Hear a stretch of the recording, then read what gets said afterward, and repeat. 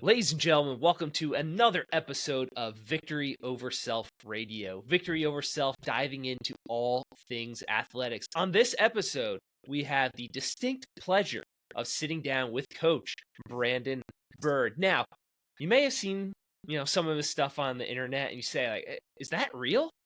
You may have seen some stuff and said, is that legit? Or you may have seen some stuff and said, like, there's no way this guy's real, and there's no way those athletes are real. Well, we are here to find out. Coach, thank you so much. Welcome to the show. I like that. Thank you, man. Thank you. That's a great introduction.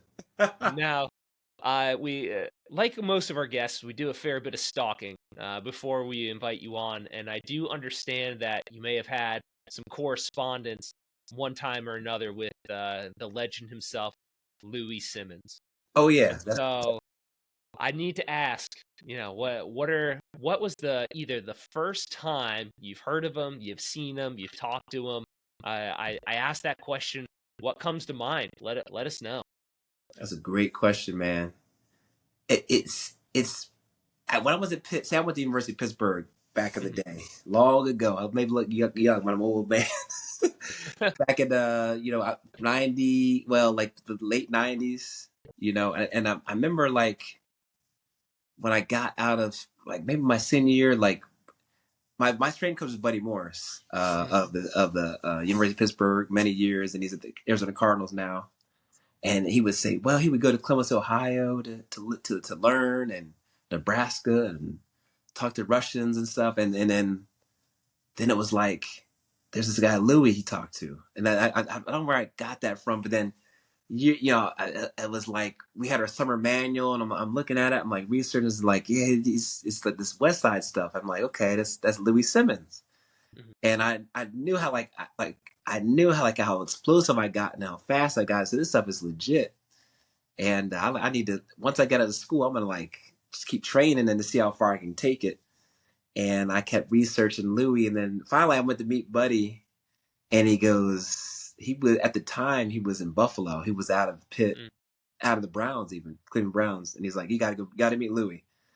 And so I was piecing it together like all along, like reading manuals and stuff and articles and stuff like that. And so I kind of had most of the foundation of it.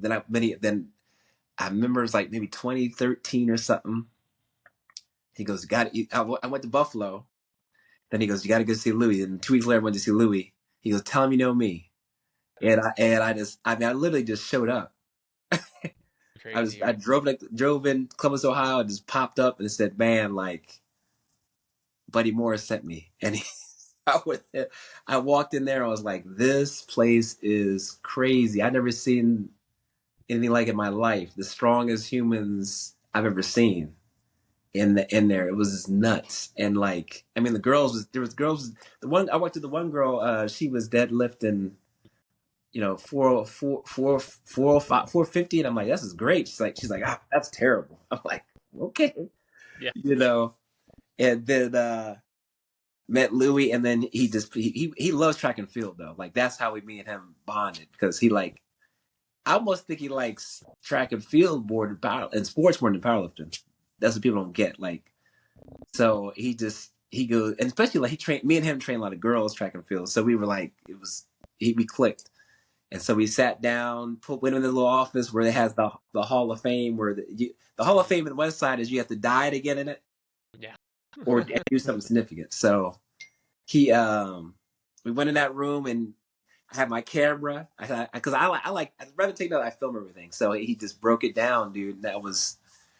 And after that, I called him every week, like, just check this. Is this right? This right? And then, he called me on the phone, West Side, like, and he would just help me out. It was, but the thing people don't realize, that dude is like, he just knows something about everything, like baseball and sprinting and jumping and stretching. Like he knows, you see the videos, I think this guy is a meathead powerlifter. This guy is one of the most brilliant, well-read people I've ever met. Like, and every word he says has something of importance. Like, I've never met anybody like that, but every word is something important that you have to pay attention to. Like, you can't just blow off or miss one sentence or one word he says. Everything is just like, it's mind blowing. So I was like, this guy is unbelievable. Like, I think he's the best there's ever been. He's incredible. And, that changed my life. Like I was close to the end, but that kind of solidified everything I needed to do from the explosive power and strength training. It just opened so many doors. It was like the Matrix. You get plugged in like Neo. You see this like fake world. All of a sudden now you see the real world. Like that's what it felt like, dude. It was I was plugged in, and so and it made me not be afraid of weights. Like I think there's a thing that the parents and these kids, people at universities, they're afraid of weights. It kind of like I was afraid of weights too. I'm like, this guy maxes out every week. Like, this is nuts. But then I really thought about it and I saw him do it and I tried it. Like, this actually makes sense now. This is like what I should be doing. I would do anything to say, wait a minute, max effort. Now I do it a lot now. So, but it was mind blowing. And like, I went there a couple of times, man. I remember he took me out to lunch. I went to breakfast at Bob Evans. Oh, classic. Yeah. And that's where he breaks the workouts up and they chit chat. Then we went and trained and we went to lunch again. One time he took me out to breakfast twice. I'm like, what? And this one girl in there, his best, I've talked to her this day. Her name is Kylie Goldsmith. And she is one of the most amazing female athletes. He took her from like middle school, maybe. Little 110-pound girl. This girl is like, she's probably like 140 all muscle. And she ran at Ohio State. This girl, I've never seen anything like this girl. She deadlifts like 400 pounds. She runs track. She sprints. They said she had a 40-inch vertical. And this is what made me go down there. To be honest, like I heard like he had girls jumping on a 54-inch box. I drove down there as fast as I could, dude. Yeah. I got guys doing that and guys jump on the 63-inch box. So like explosive power, that meant a lot to me. So like I went there as fast as possible. I said, tell me whatever you did with those people. And I'm gonna implement it. And now I got people doing the same. Everything he's got, I pretty much got jump wise, But he's the GOAT for sure. Like that that is the foundation of my training philosophy. It comes from there. But everything else is I've done everything. I'm a mixture of everything. There's a lot I've met along the way. I've studied out all these different styles. So I can cut when you're training me. It's not. There's a different. I can go in a different way I want to. With that triphasic 5-3-1. There's all different type of things I do depending on what athlete I got. But that one side, it just. So I had one kid. I had this one guy, Nick Sharga. Styra here. Hold on. I live in Easton's. It's crazy sometimes, but there's Jordan Franco, right? Of course. So Jordan Franco's guy was Brian Cushing. Mm-hmm. So I had a guy like that, my linebacker. My step was Nick Sharga, and I took him from like this little slow kid. He ran a 5.4 40, 180, and I think he vertical like 20 inches. And he goes, I want to play D1 football, and I want to be a linebacker. This guy was a lineman because he was slow. And I was doing some conjugate stuff with them, but I was never doing max step. I was doing like a linear on max effort days, and I did like dynamic effort days on the second day. And then he just got better and better, and all of a sudden, like I did like a triphasic conjugate, and then he got so fast from that. Like when he tore his ACL his junior year, he missed his whole senior year. He rehabbed that. The kid took his freshman year of college off. Wow. And from there I took him from like a I want to say a 280 pound, I think I want to say like a 280 pound squat to like a 500 pound 550 pound squat, and like a 200 pound bench, like a 350 bench from that, and then his vertical went up 10 inches. And then so with him, and his 40 went down to 4.7, I think, 4.78. He was amazing. Then I met Louis. He was my first guy that max West Side conjugate with him. He was my test dummy. Yeah. Once I got done doing that, he was squatting 660. He went to 240, by the way. He ran a 4.68. He went to Temple. This guy, he broke the Temple pro agility record. He ran a 4.04 pro agility, weighing 240. He broad jumped 10 feet. He was incredible. And I said, "You're gonna kill somebody if you on the field." And he almost did. I went to. He was so athletic. He played linebacker and fullback. And I remember when Nick got to school, they didn't know what to do with him. Like, so they put him at like scout team, and then like they play Army, they put him at guard. He was like, then the line coach goes, "You're going to be an NFL center and a Pro Bowler for 10 years if you come play line with me." I was like, okay. And then he was defensive end, then he was linebacker. He was all over the place. He was that athletic. And then he started both ways one year. When I think it was Memphis. Memphis was like undefeated. They had the Paxton Lynch. He played linebacker. He started. I never seen somebody do that. And then he was my cushion. I think the Raiders signed him one day, free agency, but he didn't make it. But he was my cushion. So he once I got that he went through all my whole training from the base to the triphasic to the linear to 5-3 run, the West Side conjugate. He just kept shooting up, and I trained him like 7 years.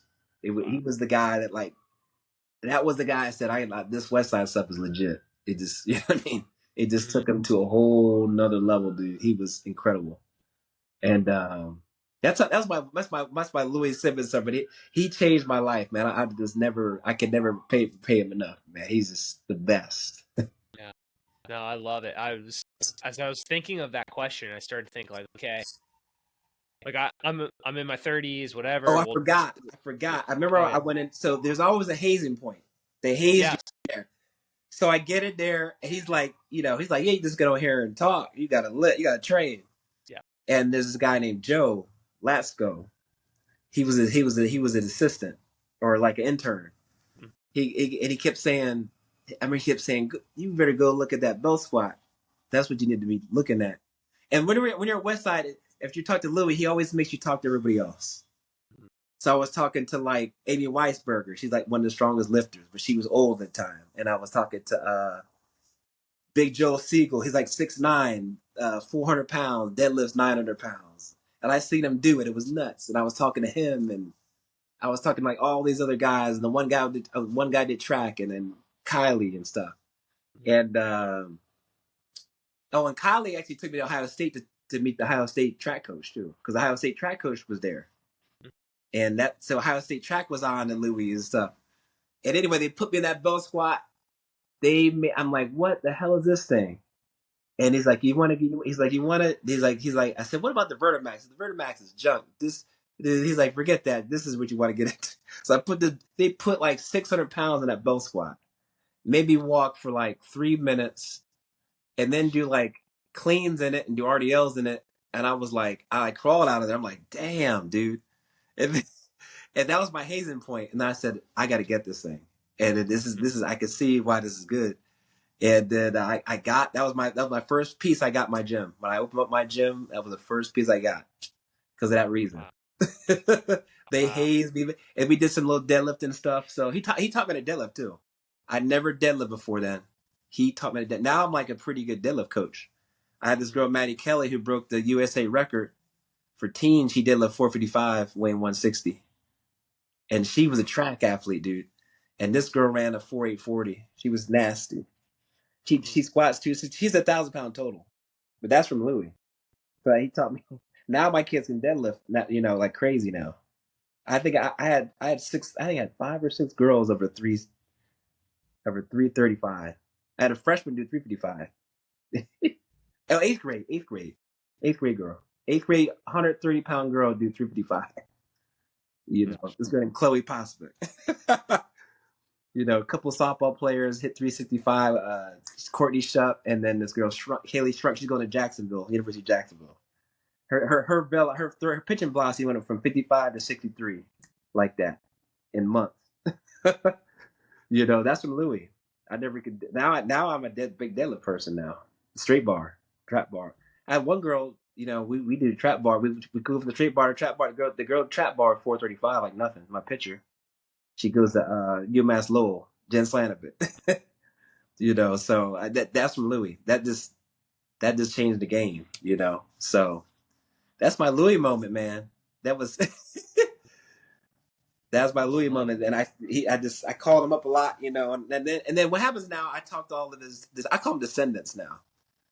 Like there's guys like they do athletic sports stuff. Like there's Coach Branch up in Michigan, Jared Bidney down in Atlanta, Fahey. Those guys are just kind of the direct descendants that do the sports stuff. So I kind of network those guys all the time, and so we trade secrets and stuff. So it's kind of like a family, it's like a conjugate family, so to speak. I love it. So one thing that Louis really did for me was he exposed me to so many other coaches and ideas.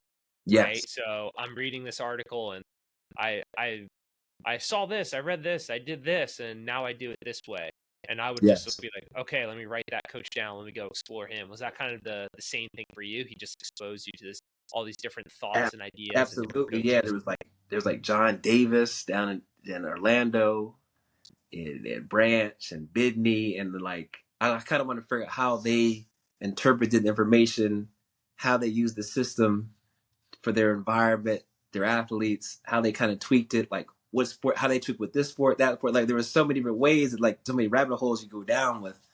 It was like now, I was like, man, I thought I figured out. Now there's other ways of doing this, and it kind of just that's how it kind of branched off, But and even I talked to some of the other lifters too, like how they use it, like Laura Phelps and stuff and like that, and like how does Hoff use it, like all this kind of went down that because that's the thing with Lou, you got to always talk to everybody who's been there to pick up little different things that they like to do.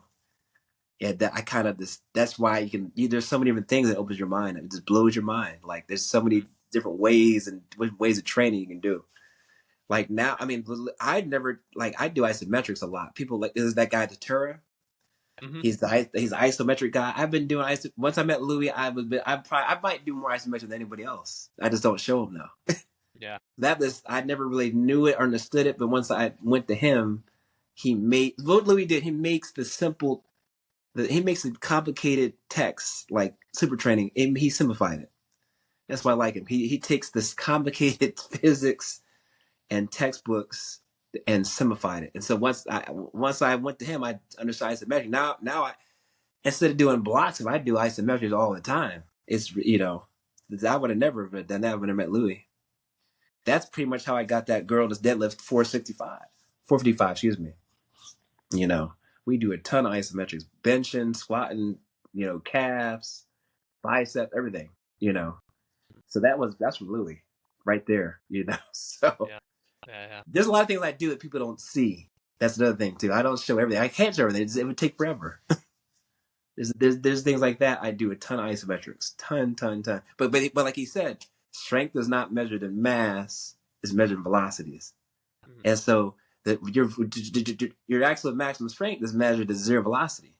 So I'm like, that makes sense. How do I get strong? I need to train maximum force at zero velocity.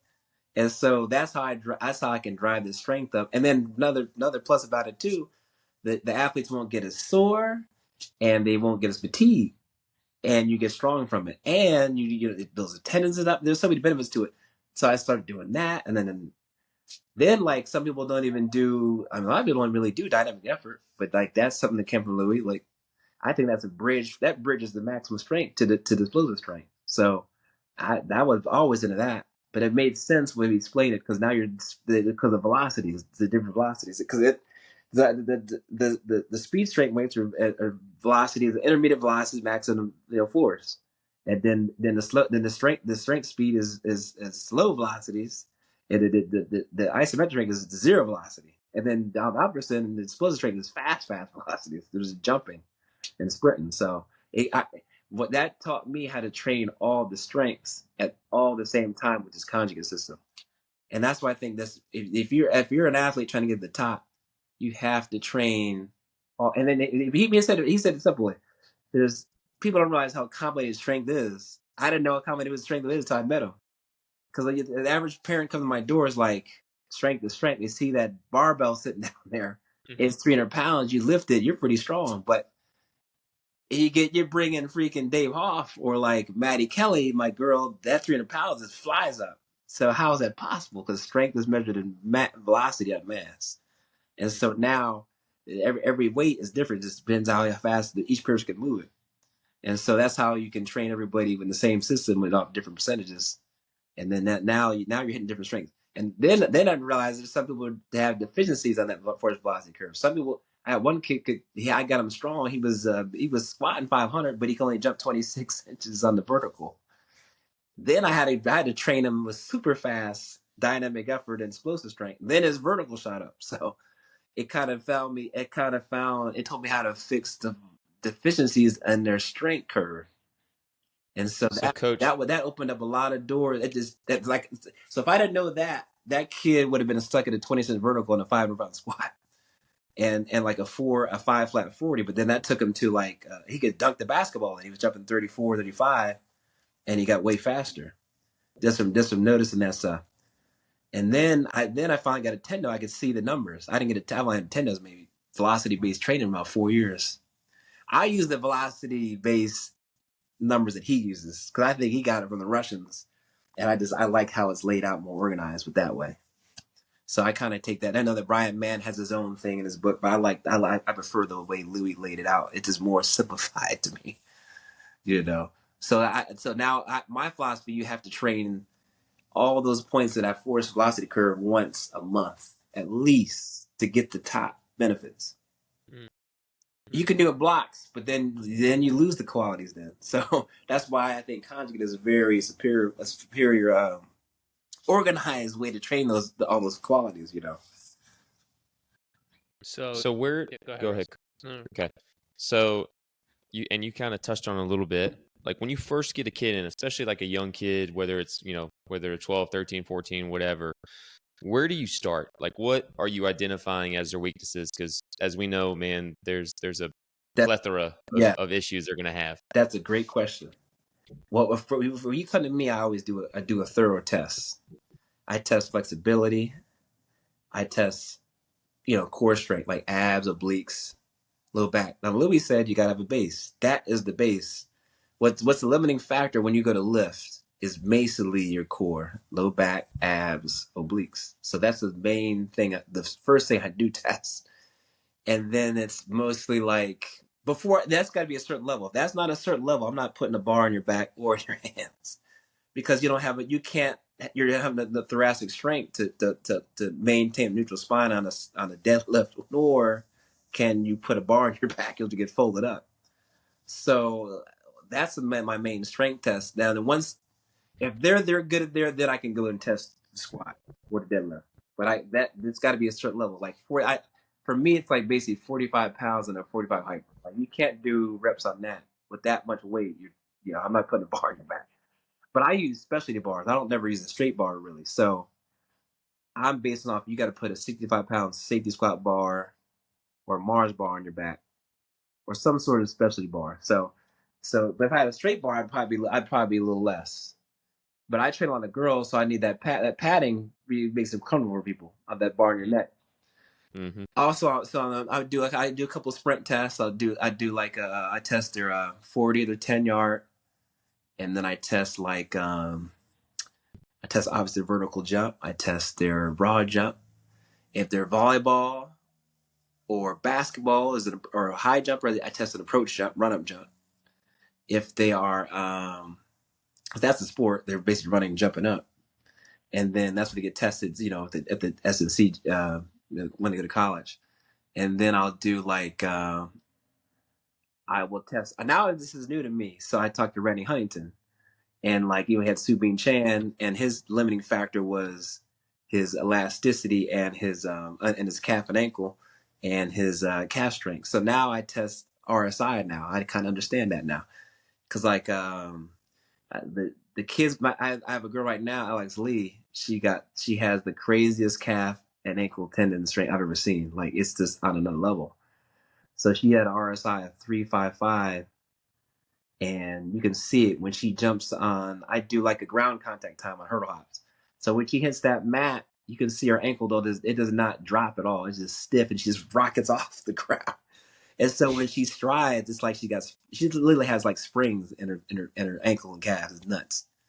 And so when that girl strides, she strides like 7'6" or 7'7". It's nuts. Like that, just fathom that, like a girl striding 7'7".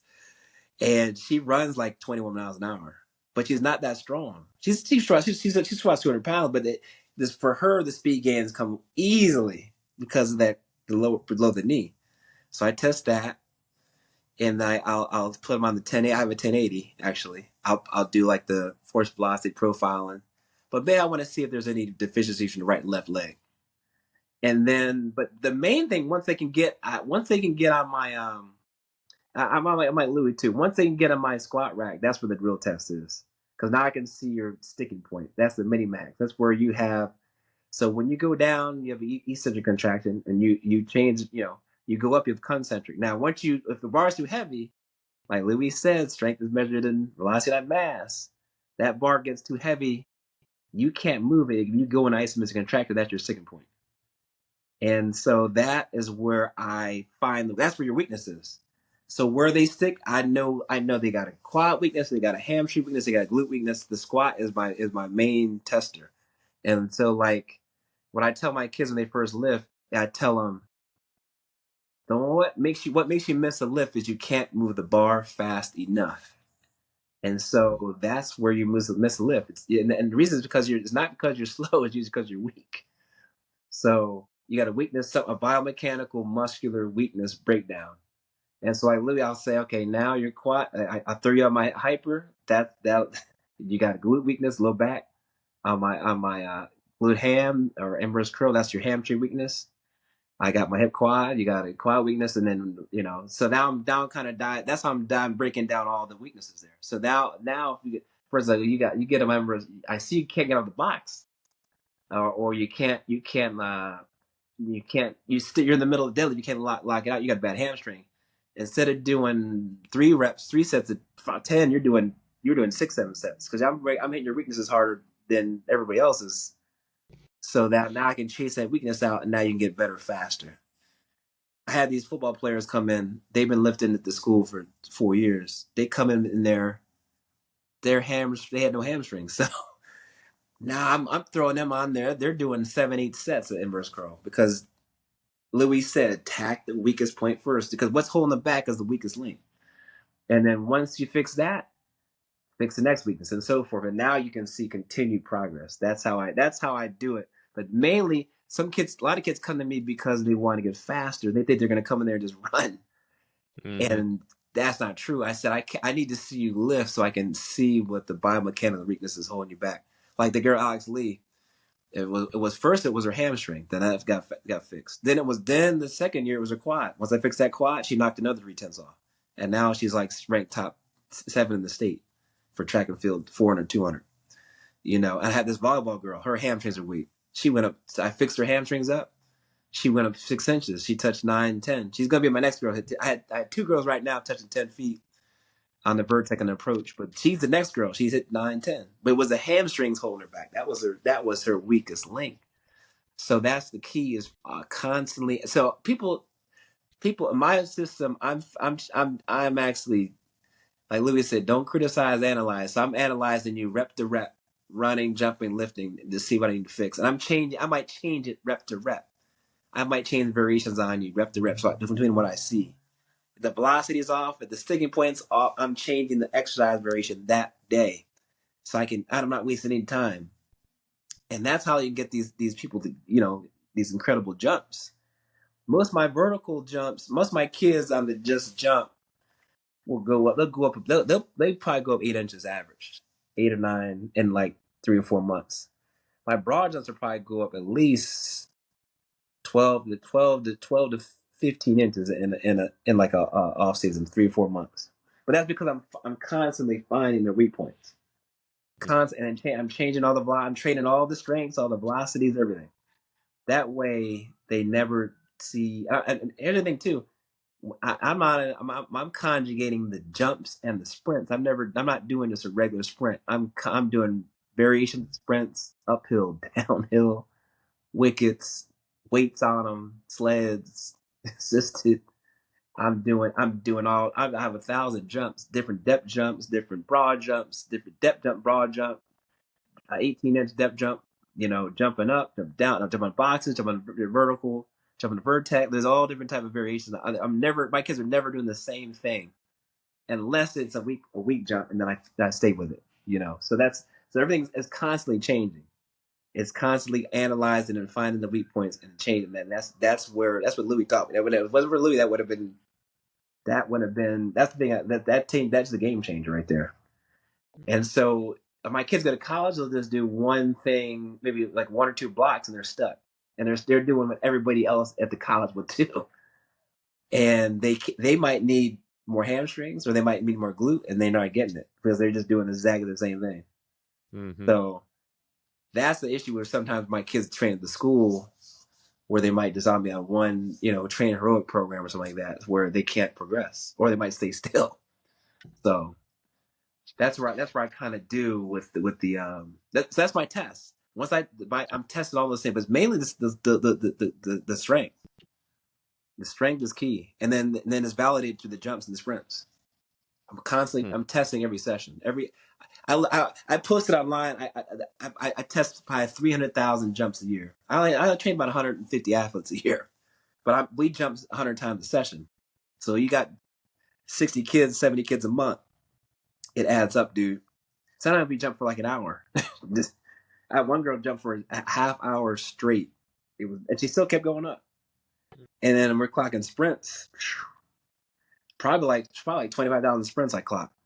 So I consider myself a scientist. So I'm always trying and testing new things and always constantly testing to see if it works. If it doesn't work, I got a big change instantly because they see these numbers and they get stuck. It's like if they're depressed. So I got to make some sort of adjustment on the fly. But usually it's the strength thing.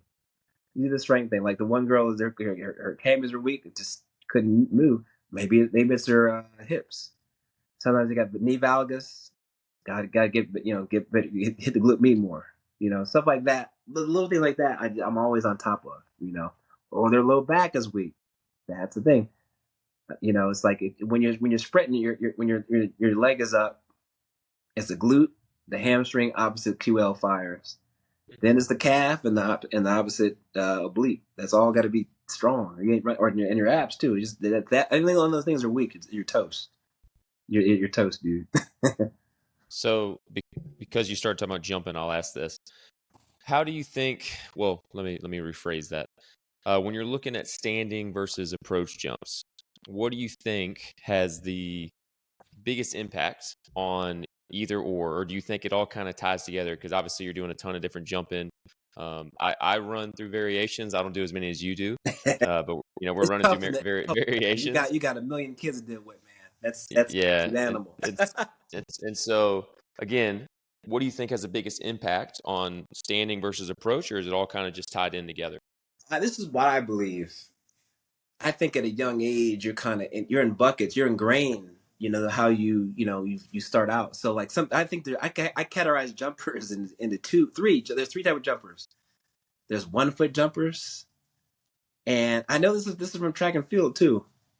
Because some people that track and field you can only jump off 1 foot. So I remember training some kids that had a 43-inch vertical, but he couldn't do good in track because he was a 2 foot jumper, and hence I got my best track kid is a 1 foot jumper. So there's two different jumpers right there.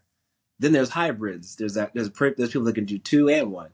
Those are rare though, but it's very hard to teach a 1 foot jumper to do 2 feet even like 13, 14 years old. This is ingrained. You can do it, but it's like not gonna be elite. So that's why I play to their strengths in that aspect. So like if you're a 1 foot jumper, that is what we're gonna build. Like we're gonna build that for you because that's that's what you're used to.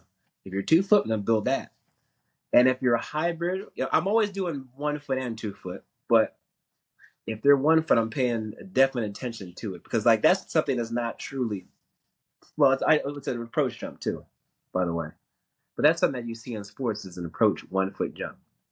in basketball to go dunk the ball, or like it may be in track and field, high jumper, long jump, and then like even volleyball come up and go for the kill. So so whenever once you're in those three buckets, I think you need to do, even my 1 foot guys, I like them to do two, because if they do all that one stuff, they get tendonitis and overuse injuries too. So it's another way of keeping them safe. But some people need that. It like Louis said, it sets up the stretch reflex. You need like some movement and a step or two to get the most out of their jump. Or like there's some people that are like, they're just more elastic, so they do better off depth jumps and stuff. So there's different types of jumpers I'm training, and I just play to their strengths, to be honest, because it's very hard to change what it's kind of wired in their brains, if that makes any sense. So like 100%. Like my girl Natalie, she's a track girl, but she's good off one. Now I got this kid Cole. He can touch 11 feet 7. He's my baseball player. He's going to school at Virginia Military Institute. He was a 7'3" when I first got him. He's 180 pounds now, but I got him from a 7'3" 60 to a 6'4" 60. And then his vertical from 28 to 40. He could barely touch the rim when I got him. He jumped up and touched 11.7 on an approach. It's on my Instagram. You can see it. But this guy, and that took us. Once he could jump that high, he brought himself over to 10.3. Once he could do that, he was explosive, dude. And I had a 10.7, 10.57 100-meter sprinter. Dylan Simon. He was number 1 in Pennsylvania. Number 2, I'm sorry. He was in the state finals. He false started, would have won the whole thing. But anyway, he beat him in a race because Dylan ran a 55 meter dash, is the track equivalent to 6 yard for track for baseball. So Dylan ran a 6.62. He ran a 6.4. Who go win? So he was faster than my track kids. But he could touch 11.7. He does it all the time, dude. He does it all the time. And the reason he does it, he can apply a lot of force in a short amount of time. He deadlifts 600 pounds at weighing 180, and he squats 450. And so it's all about force. How much force can you produce? Mass specific force can you produce against your body weight in ever decreasing amounts of time? And so that's why the kid can jump so high. No one's even no high school kid is even close to that strength in my area. He's like, well, he could break the record in the deadlift for the state at his weight 180. So, and translate to baseball, the guy hit the baseball 400 feet. He's a hard athlete. So, but he's a 2-foot jumper. I can't really change that. So I just do a lot of 2-foot stuff with him. 2-foot approach, 2-foot standing, all that type of stuff. So that's how I kind of work my jumps there. Chris, I'll let you go, buddy, because I know you got questions. Are you sure? 100%. Hey, we're rolling, baby. I'm gonna let you go. Yeah, Coach. First off, you're the man. Just thank you, brother. We're gonna take it back here a second, and hopefully we can get through all this. All right. So you said how your dynamic effort will bridge the gap between your max strength to explosive strength, and then you talk surfing the speed or the velocity curves, and how some people can have deficiencies along those curves, right? So how are you finding all right, here's my isometric max strength all the way to my over speed, maximal velocity strength. How are you finding those deficiencies along that velocity or speed curve? That's a good question. Okay, good question. And if there's any secret sauce where you're just like, hey, later on, just let me know. Yeah. I get it. Yeah, I didn't ask you Well, beforehand. I'll tell you the one football player, he came in, like the Buddy Boyd told me this. He said, what happens is once you get stronger and then you can't jump as much, you can't jump higher. That means you no longer can use your strength in a short amount of time. Mm-hmm. So there's a dead giveaway. So this one dude, this football player was like 175 pounds. He was already pretty strong. He was squatting 315. And I said, well, let me just get him stronger. That's the first thing. That might probably help out and create more force. And then, so he went to 400. He went up, his vertical did go up. He went to like maybe 25, 20, 25 inches. He got the 500, which is a massive squat for someone that little. This is defensive back for football, receiver. And then he only was vertical like 26, 27. I'm like, what is going on? And, he was, I went down, I was doing dynamic effort, and that was decently okay. But then I went down to explosive strength. He was slow. So I went down to 30%, 40%, and put that weight on the bar, and it wasn't moving fast. I'm trying to get a 1 out of that, like a 1 meter per second, 1.1, 1.2, and it was just like, it didn't add up. It was just like, he needed lighter weight. You know what I mean? So I attacked that, and then it kind of matched up with the 500 pounds, and then his jump went up. So that was one example. I got one girl now. She's a jumper for track, gymnast, man, and this girl was stuck at her. She was doing. There's another thing too about Louis. Just I'm gonna throw this in there. Mm-hmm. Like Louis was not in Olympic lifting. He thinks it's a great. To me, like he said, it's a great sport. It's a great exercise. I'm not knocking it, but for athletes, it doesn't make you explosive. So this girl was doing all these Olympic lifts for years and years, and she couldn't, progress. She wasn't fast either. And so, anyway, so she wasn't maxing out either. So I maxed her out. This girl hit like 335. She weighs 140. Mm-hmm. And when I was maxing her out. We had 220 on the bar. She had 0.4. Okay, you're about to tap out. Put on 10 pounds. She had 0.4 again. As the mass grows, velocity slows. It should be going the same. So I put 10 pounds on there. Boop, 0.4 again. I'm like, what? That tells me she can't not move intermediate weights fast. Mm. And so she kept going. She hit 300 pounds. I'm like, what? And so there was a dead giveaway. She could no longer use her strength in a short amount of time.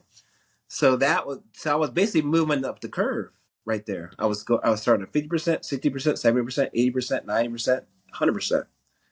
And I basically mapped this out. If I don't do it in one day, I do it in at least maybe definitely 1 month. I know it. I mapped the whole thing out from the jump all the way to the ISOs, down the dynamic effort, strength, speed, strength, all that explosive power. I've mapped the whole thing out on everybody. I hit everything up. That's why I can figure out. And then so I go, dude, I said, hey, you're slow with these lightweights. Like, we got to fix this. So we're gonna hover in this realm more.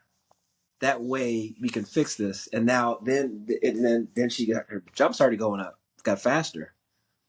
So, and here's the thing about you can test too. If you have two people max out the same, this is hard. You need people the same weight, same strength. But you need a tendo too. Who is faster with the bands or accommodating resistance? Who is faster with real weight? The person that is fat. The person.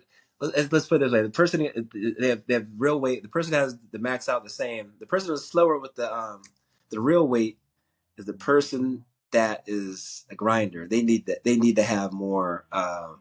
They're slow, so there's another good takeaway there too. No, I like so there I put more accommodating resistance on them because it's better to add velocity than mass, especially for athletes. So that's how I kind of fix it. I have them do tons of it. That's another thing. So like the West Louis Circuit Max, it's like 45, 50% band. That's what I do with these people. I rather than add mass, add velocity, and then I get them firing faster or making the nervous system work quicker. And then it kind of fixes that deficiency. But it's hard to find. I mean, you got to you don't even need a VBT device. You can just kind of see it, Like that girl, like every freaking jump was the same speed. I'm like, what? And then some of it was the heavier ones were somewhat even faster. It didn't make any sense. Yeah. But there's a giveaway, that person got some issues, And then so that's the thing you have to pay attention to. It's very important because There's athletes like that lift all the time. They don't know. They're just man. They're not fast in their intermediate weights. And that's the bridge. That bridges your explosive power. You don't have that bridge there. You're short. So can I just ask you, Coach, just to get the right terminology? Mm-hmm. When you're talking speeds of how you can move a bar, let's just say, are you okay? Max strength, then strength, speed, then can you just kind of run us through Yeah. Okay. That's a good question. your terms? I do it like Louis has it.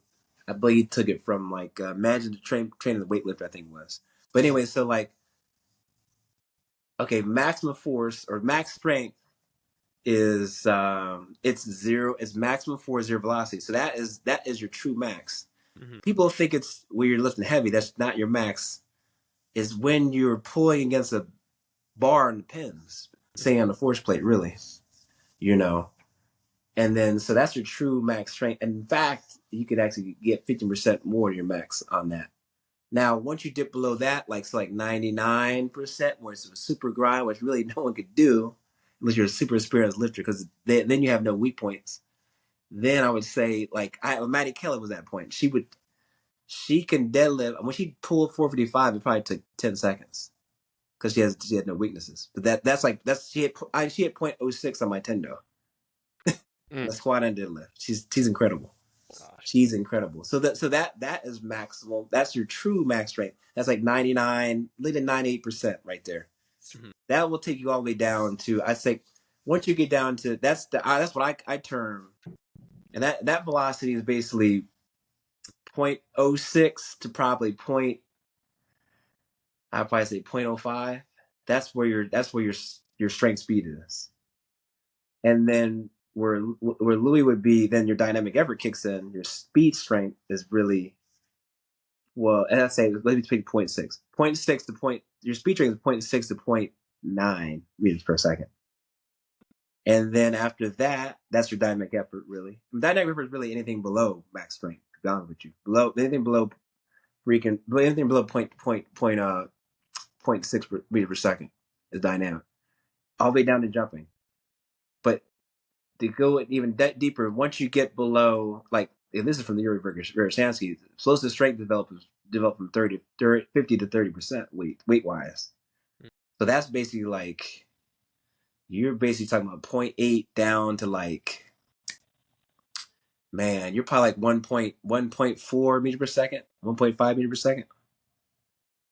And then, like Lou would say, his speed strength weights were 1/3 the speed of jumping. And that's true, because I tend to my jumps too. So my best jumpers will jump at an average velocity of 0.2.1 meters per second. So what the speed strength weights are 0.7 meters per second. That's the average. So that's where you develop the speed strength weights.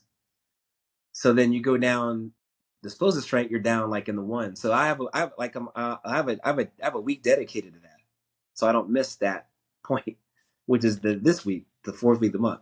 Because Louis did 3-week waves, I do 4-week waves. My 4th week is a explosive strength wave, where we're trying to hit speeds of 1, 1.2, 1.3, 1.4. Now, Randy Huntington, and this makes sense when you're really strong with these Olympians, he trains explosive strength and max strength, and that builds power, which is the speed strength weight. So he builds one side or the other, and that builds the middle. But I just cover the whole spectrum. And then jumping pretty much, and then you're doing loaded jumps, which you see the Russians do. That's basically 30 to 10%. Again, explosive strength. And that's velocities of like 1.5 all the way up to 2. Once you get to 2.1, that's like basically jumping. And then anything above that, you're at speed right there. That's maximum force and maximum velocity, which is the other side of the spectrum. So that's how I kind of map it out there. And then going to the next level of this whole thing, you can go outside that curve, which is overspeed stuff. Mm. So like if you're doing those, the assisted jumps of the bands, that's basically above, 2.1 meters per second. Or if you're going sprinting, that's assisted sprinting. So now you're working with outside the realm of the whole thing. So that's like another level to the whole thing, which makes the nervous system work quicker than it usually can. And now it's like it takes Lou would say it breaks the Golgi tendon complex. Because you might do the right things, and now you might have to do some things to break that your body's in fear that the protection mechanism is on. So you might have to go outside that force velocity curve, go faster than normal to break the chains. Let's break off the chains, so to speak. And so that's where it comes down to. And then the opposite side, you're doing slow eccentrics, which is you're going to like you can lower 40% on the bar, then you can lift. So that's where you got weight releasers coming in.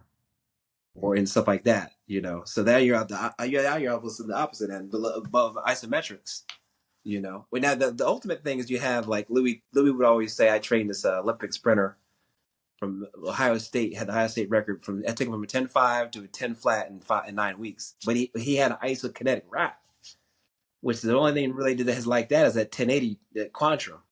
Yeah. Whereas overloading the eccentric.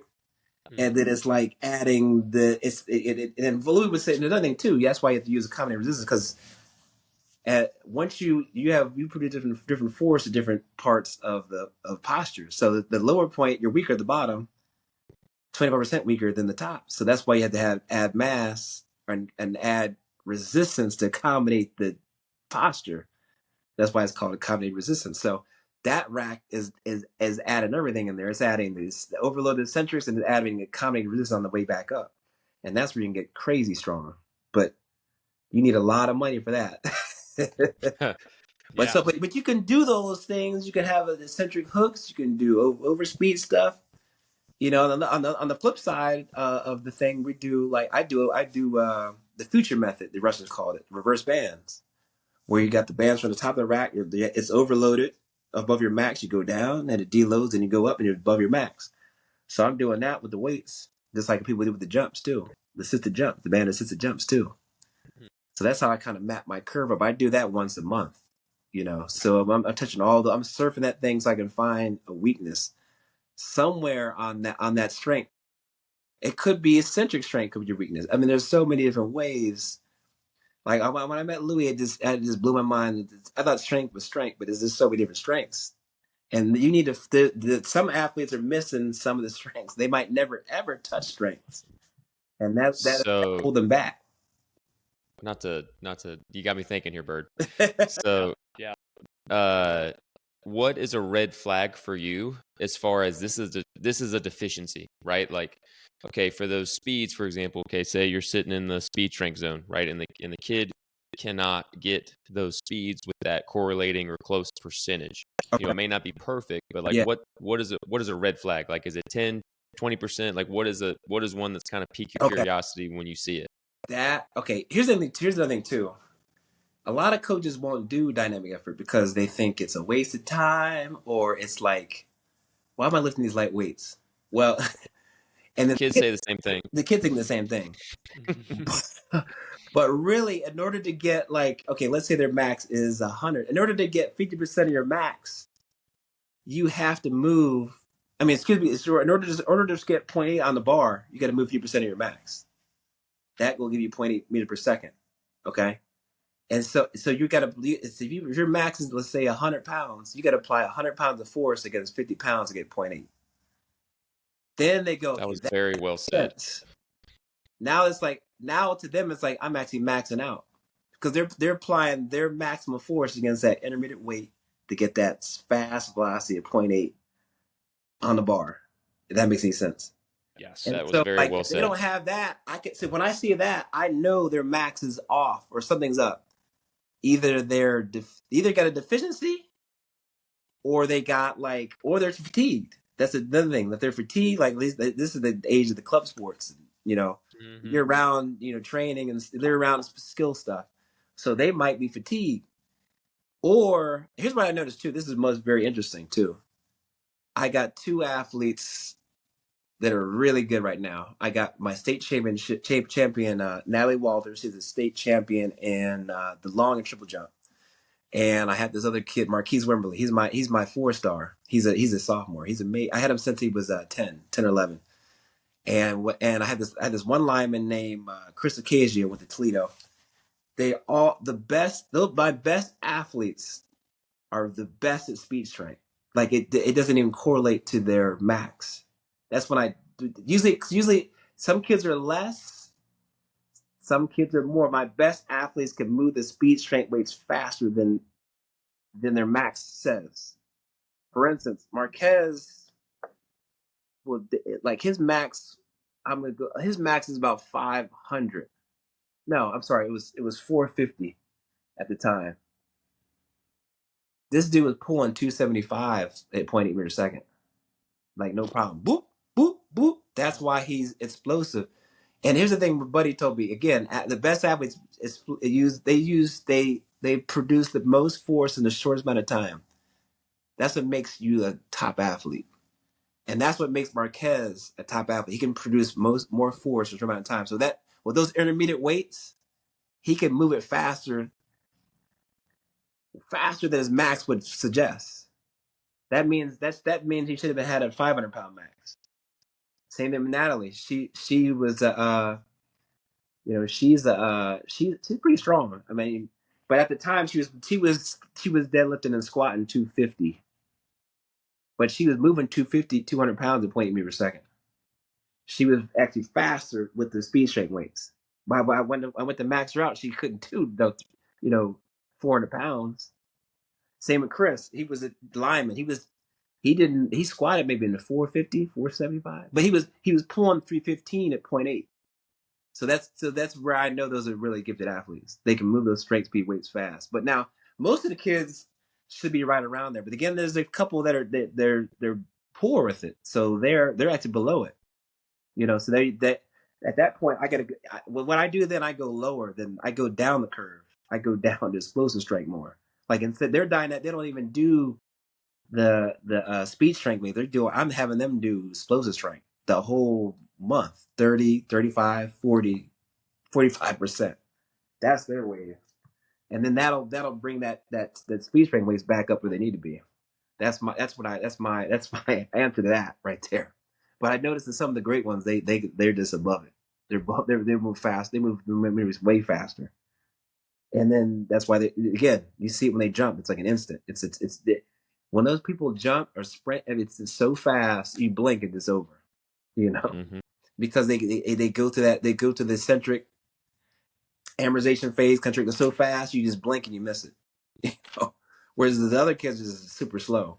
That's what you see on the force plate. You see that the curve the curve is just so wide, but the other ones are super short and sharp as a cactus, and that's where you get the ground contact time for sprints.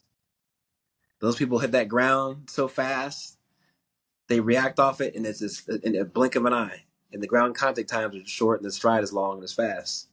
So they it's all wraps around. I notice people when they squat and they jump how they squat.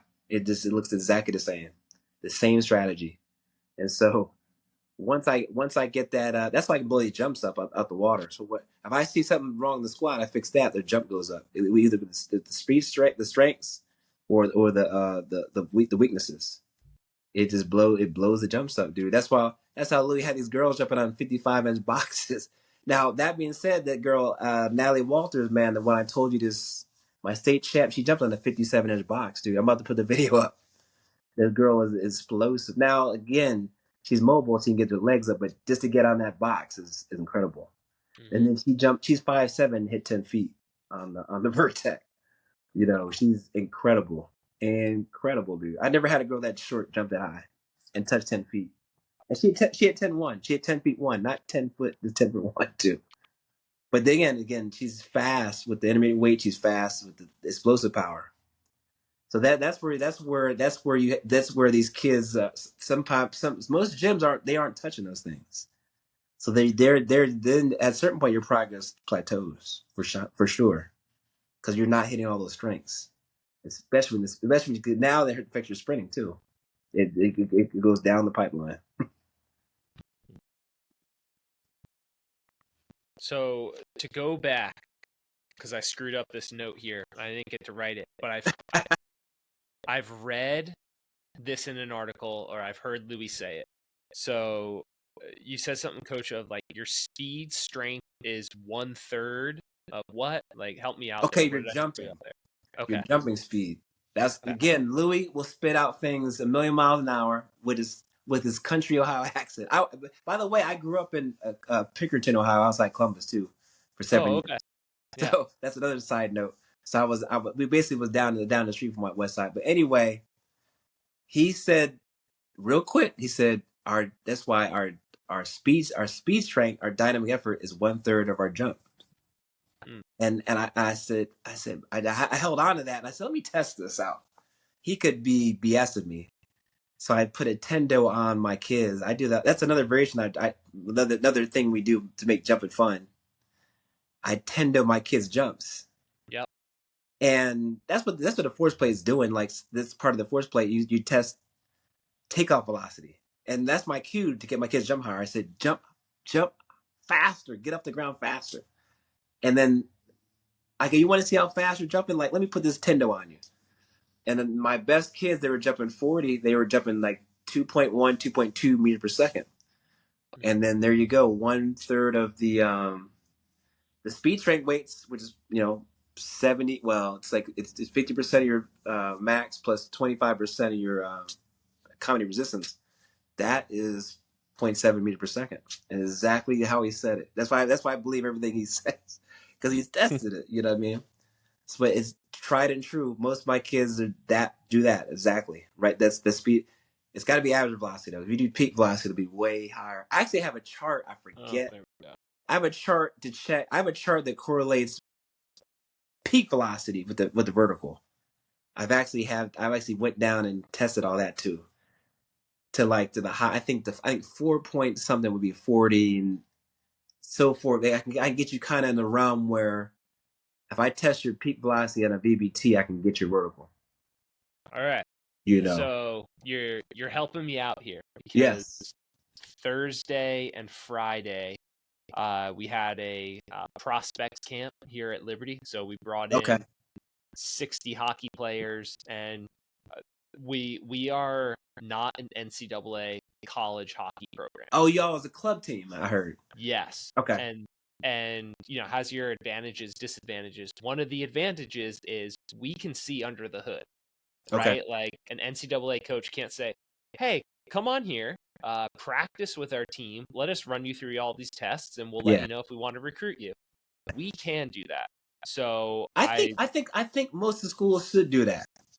I do believe it's a recruiting violation. Is it? I don't think so like, for example, we can the middle of a season bring a recruit in and say, hey, practice with us. Let's see what you got. And like, I'm almost 100% positive you can't do that on an NCAA school. Okay. Yeah. I've had soccer players go to a camp, and I'm not gonna say any names, but they brought the starting goalie, and they had to score against them. Yeah. And this is a major school. Camps are a way to get around it. Okay. Yeah, camps. But you can't do it in practice. Yes, we could. It's one of our heavy recruiting tactics we have. Okay. Is we'll put them on the 1080 and be like, hey, they're physically like this player we currently have, but if they can't play, they can't play. Yeah. So if there's someone on the bubble and I say like, yeah, they're really fast, it kind of seals the deal. But I kid you not, I've probably tested each player probably won, let's just say 250 vertical jumps with a tendo unit. Okay. But I was collecting peak velocity. Yeah, you want to do peak. Okay. And so if you want to correlate to the inches, you gotta use the peak. Okay. Now, but Louis would test the velocity. I mean, Louis was just testing to correlate with the squats. He was using average velocity. Okay. But you want to correlate with the inches, you got to use peak velocity. Yep. Okay. I have a chart. I could actually get it for you. We go off there. Let me see. That'd be perfect. I have it here actually. Hold on. Yeah, I'm looking at like I tested the fastest men's player on our team and the fastest women's player prior to this camp, just to get an idea of. This is on ice, right? Yes, yeah. Our fastest hockey players, correct. Okay.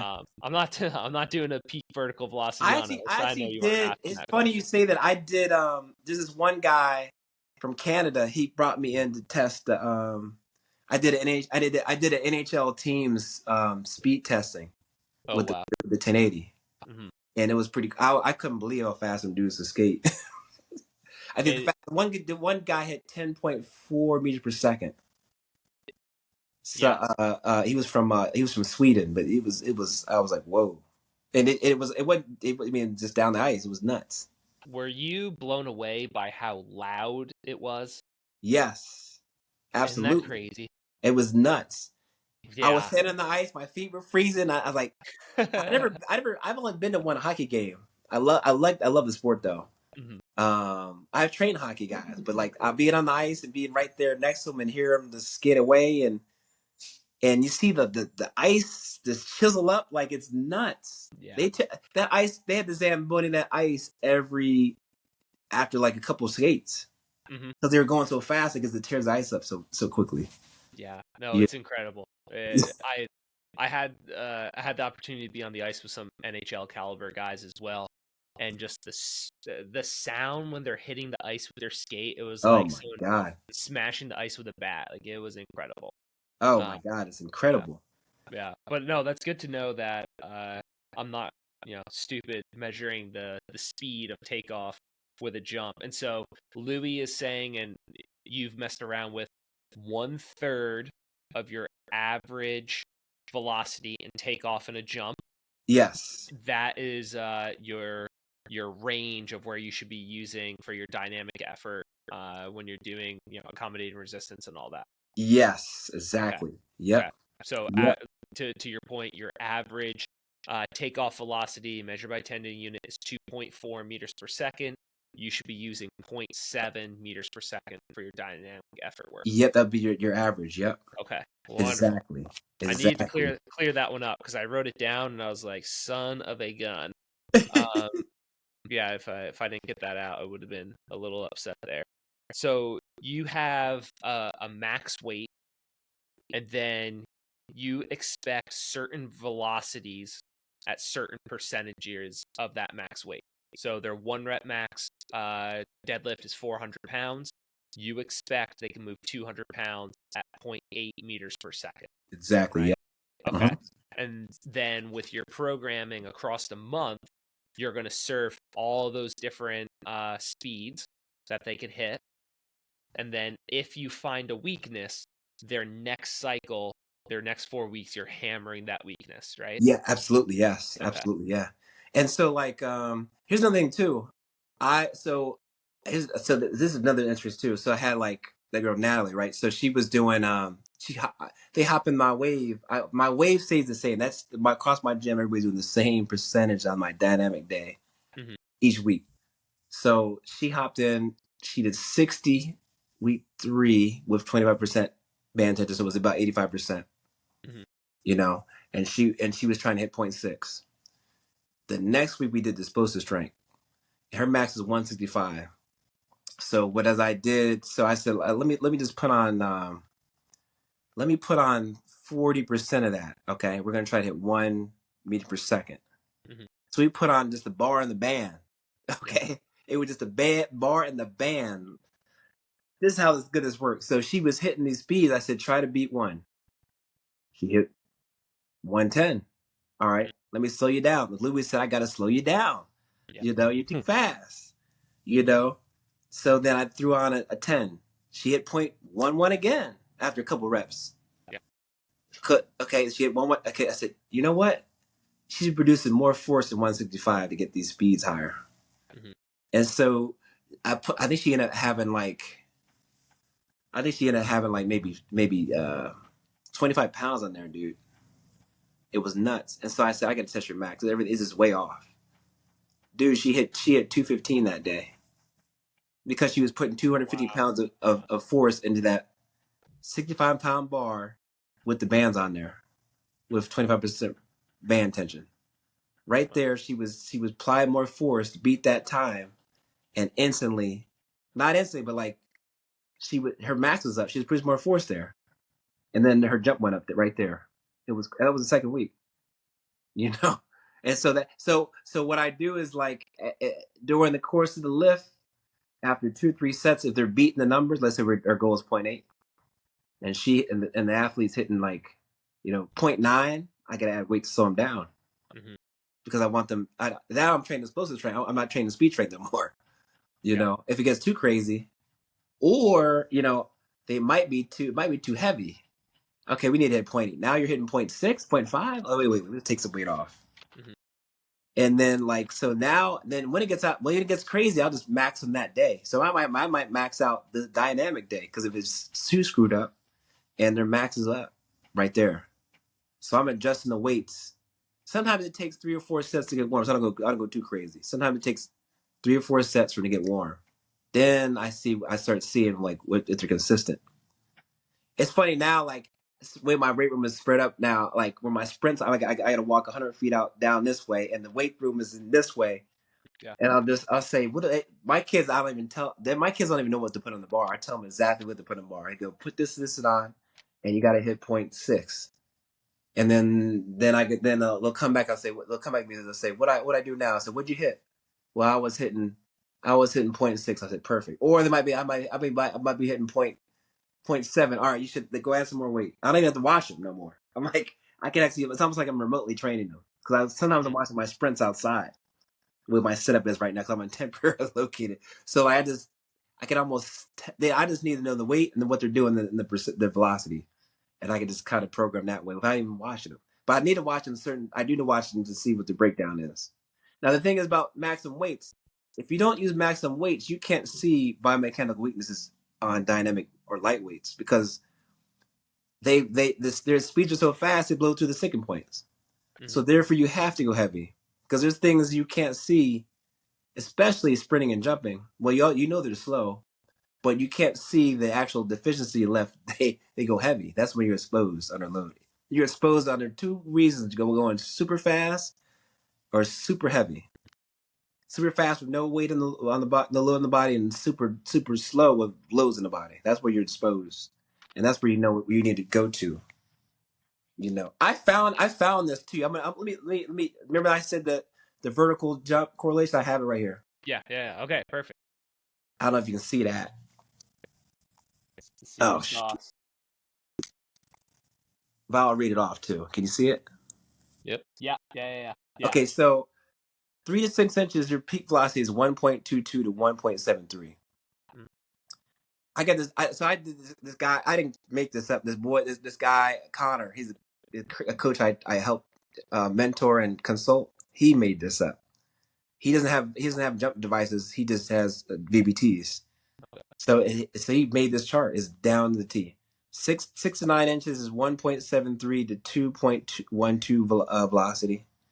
Peak now. 9 to 12 inches is 2.12 to 2.44. 12 to 15 inches is 2.44 to 2.73. 15 to 18 inches is 2.73 to 2.99. 18 to 21 is 299 to 323.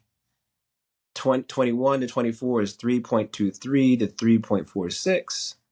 24 to 27 is 3.46 to 3.67. 27 to 30 is 3.67 to 3.86. 30 to 33 is 3.86 to 405 peak velocity. 33 to 36 is 405 to 4.23. 36 to 39 is 4.23 to 4.41. 39 to 42 is 4.41 to 4.57. 42 to 45 is 4.57 to 4.73. So there you can now you don't even need a vertical jump tester. You can test. You can get it. You can ballpark it with this now, if that makes any sense. No, absolutely. And so, talking about using your max weights to assess weaknesses, one of my questions was going to be, can you assess weakness in a speed strength lift? Said no. Can you assess a weakness in a jump if it's loaded? Yes. Or is it just like you got to use the squat? Yes. No. That's a good question.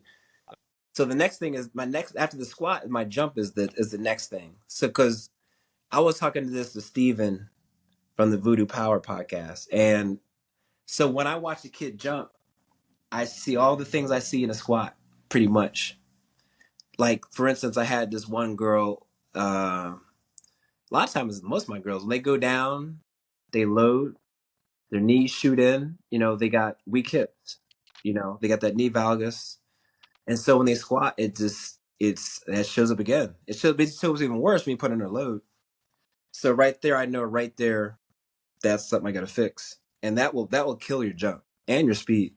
Mm-hmm. And then when I see them sprint, the same people that do that knee valgus because their glute med is weak and their groin is too strong, is pulling their knee inward.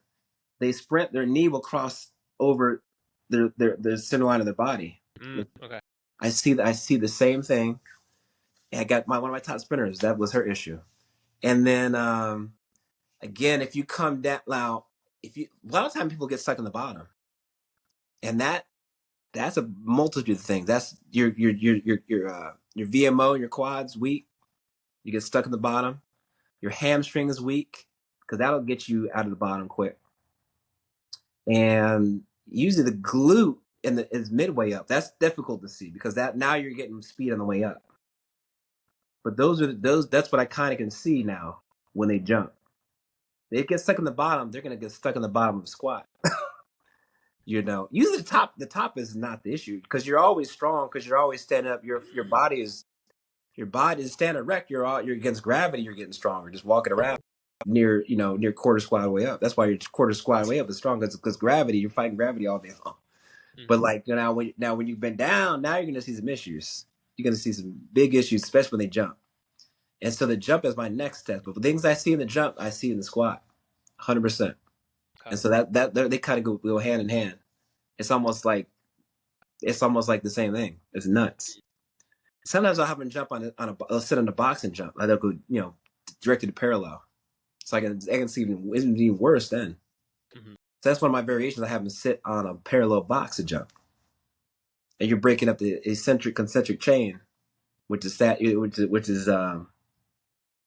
static overcome by dynamic method, pretty much. And that's a powerful method that makes you explosive and strong at the same time.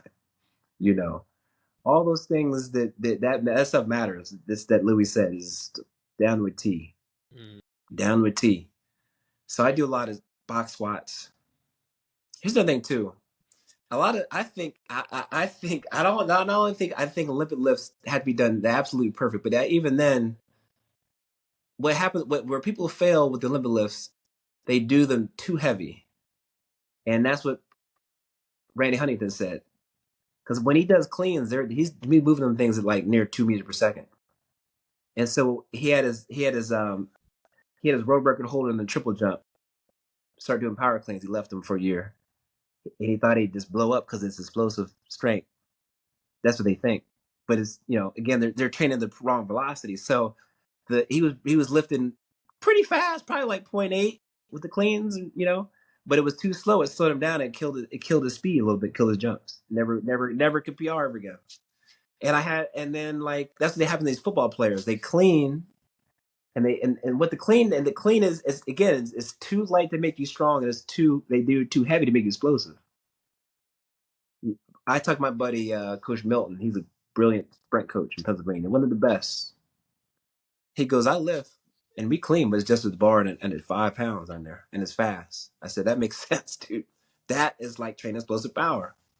So that's where people fail with that exercise, So I think you don't even really need it because it doesn't really biomechanically transfer to sprint and jumping. Mm-hmm. But that's the myth they make you believe. So my 10-5 sprinter, he never, ever, ever touched Olympic lift. I mean, you can do it, but it just wastes time to me.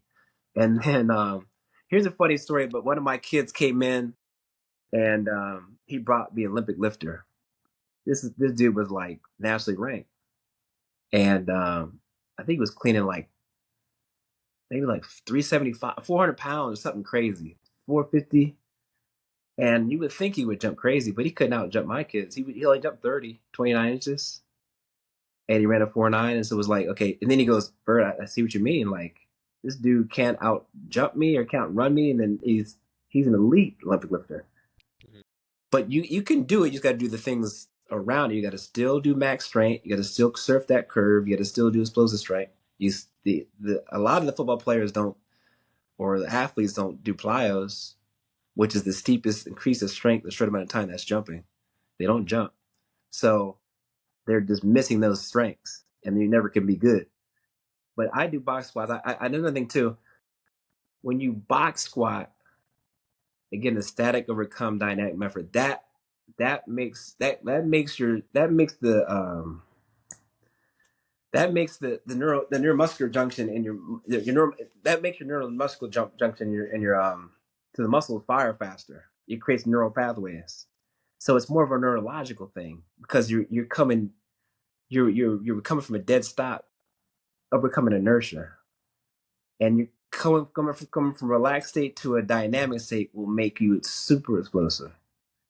That's why I think the box squat pales is no comparison to regular squat. So you're not getting that in a regular squat. So you have to even, so like Benny did this test. He had 2 kids.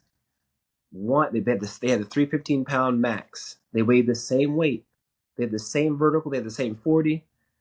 The one goes, I don't want to do a regular squat. A box squat. We don't do that at school. I'm doing a box. I'm doing a regular squat. I'm not doing a box squat. Forget that. We don't do that in high school.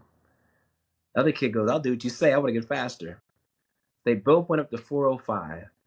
Okay. The dude that did the box squat, he went from a 28-inch vertical to a 40. His 40 went from a 5'1" to a 4'7". The other one, his vertical went up to 34. It didn't go up to 40. His 40 didn't change at all. Did not change one bit. Because it wasn't a neurological thing. The static overcome dynamic made him explosive and strong at the same time. Where the regular squat might just make you strong. And so that's where that method is highly important to do. So my kids, it's crazy. Like people ask, do you have your kids regular squat? I go, no. They're like, but do you want them to be good when they go to college or another school? I said, I don't care about that. This ain't a weightlifting contest. This is about who can run and jump the fastest and throw the fastest. So we just stay in a box, dude. Because when Benny did his own study, he said, I had this one girl and she was box squatting. She was getting faster and she jumping higher. Then I took her out the box because I needed to build some weaknesses. I'd build structure, build some mass and fix weaknesses. Hers 40 went backwards and she got slower. So I said, that makes sense because I see it all the time. So I stay on the box all the time because what really matters to a coach is are they athletic? Can they run and jump?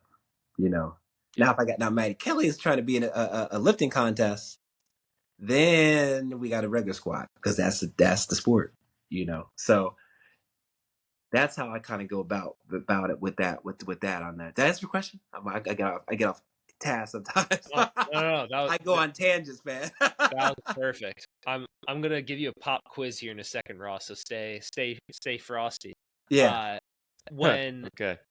when I'm listening to coaches here and they're saying a whole bunch of stuff, I could call BS if I've studied a whole lot and then like you're not saying the same things as anyone else, right? You're just making stuff up. But you're hitting on things and topics that I've heard from this guy and this guy and this guy and this guy. Yeah. They might just be saying it in a different way. And Correct. so like here's the pop quiz for you, Ross. What prominent strength coach have you and I both worked for that has always said you got to keep the cleans light? Bill Gillespie. That's exactly right. And Right? guess who he knew? Yeah. Yep. That's exactly right. Man, it's so funny because like hearing you say this stuff and like clean the work if you do that way. But nobody does that. They don't read the right books. They don't talk to the right coaches. He said I may bash cleans, but it does work if you do it the right. It's like Louis said. People know the treatment of strength, train the proper velocities. You have to train those at the proper velocities to get the right result. Hey, coach, do me a favor. Just kind of is what it is. Maybe it's my screen, dude. I can't see you anymore. Oh, hold on. Turn the light on for me, brother. Hold on for a second. Let me turn this light on, bro. Yeah, there we go. I noticed that. I was like, it's getting dark out here. Yeah, I was gonna say that sun's setting in Pennsylvania, and like you're disappearing on me. My God. But yeah, man, and I've done I've seen all different training methods. I test all this stuff. Here's the thing: there's everybody they were attacking me online. PubMed this. I do my own studies, dude. Like I don't trust anything. Like I have my own scientists. Like Mm-hmm. and that's what Louis said. You got to try things out. Try new things out. Try wild things out. Try to cleans. Try to jump. Try to squat. Try to deadlift. Try to trap bar. See what works. Everything works. There's different things for different folks. But I've done my Mm-hmm. own studies, so I kind of come with my own, my own philosophies too. I On love it. all this stuff. But you can't discount what the Russians and stuff have studied for years ago, and all the science, the sports scientists, because they've already done the study. So I want to start from scratch. Yeah. They do stuff that's validated. So I'm there's some things I don't believe in. But I've tested it. You know what I mean? So some Now, things might be controversial. continuing with the jump theme, you I mentioned. love jumping. Keep going. Yeah, no, this is great. You, I've seen it on the Altus Instagram, the rebuilding Sue thing. Randy Huntington's coming out. Going to definitely buy that. Yes. You were mentioning he found this guy had some weak calves, and now all of a sudden you're really into RSI.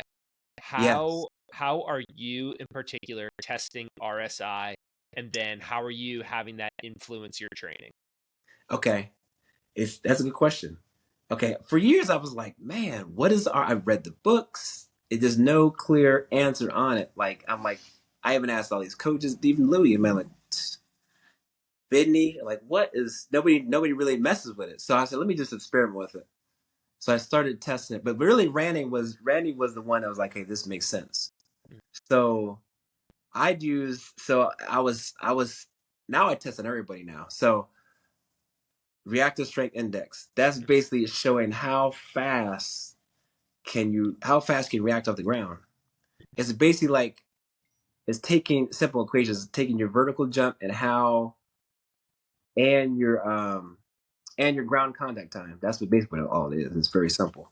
So it's basically I do 4 jumps. I actually have an off the jump. That thing's so complicated I can't even figure it out. It's like a damn lab equipment thing. So I just use a just jump. It's cheap, but it's effective. It might be the same as the laser grids, but it's pretty decent. So I was thinking like, okay, what really solidified me was where Randy Huntington had Su Bing Chan, his Chinese sprinter, and then the story goes, the guy was like kind of washed up, and Randy goes, I think you can be pretty good, and so let me train you, and like so he put him on the 1080 sprint. And if you've ever seen a 1080 sprint, it graphs like your each step curves, and his weren't smooth; they were kind of jagged. They're so that means there was some instability or some weakness in his gait, and so he goes, Sue, he goes, your calves and ankles are weak. You're not reactive. He's like, what? What are you talking about? I run 10 flat. And then he goes, yeah, it's true. So he put him on a Kaiser calf machine. And I think he said he got 600 watts on his Kaiser calf machine. And he said, my Chinese triple jumper, she gets 1,300 watts. So you're weaker than the girls. And that got him pissed off. And so he then strengthened that up. And he did a lot of, low-level plyometrics with the Kaiser, bounces and stuff, pogo bounces. And then he built crazy, crazy calves. And then he went from a 10 flat to a 983 and broke the 60-meter split record with he tied Usain Bolt's record with a 629. I said, that's crazy. And I asked him, I said, what is that 40? That's a 40740 dash. Wow. But then I said, I better start testing this stuff, man. And so now so I started testing RSIs. I'm like, man, like, so 3 is like the number you need to get that make you like somewhat world class, or like 2.8, some of that. Anything about that. But like most of my kids were like below that. I'm like, damn. And so the reason important, so then I noticed like some of my fast kids, they were pretty high. I say, okay, my slow kids are low. Okay, now I'm starting to put 2 and 2 together. This makes Randy had this guy, my slow kids can't they can't get off the ground. They can't get height. They can't react. These guys, okay, now it makes sense. So now, like, okay, now I see it. It kind of makes, it's like the Matrix. Like, wow, my mind was blown. Like, okay, now I got something.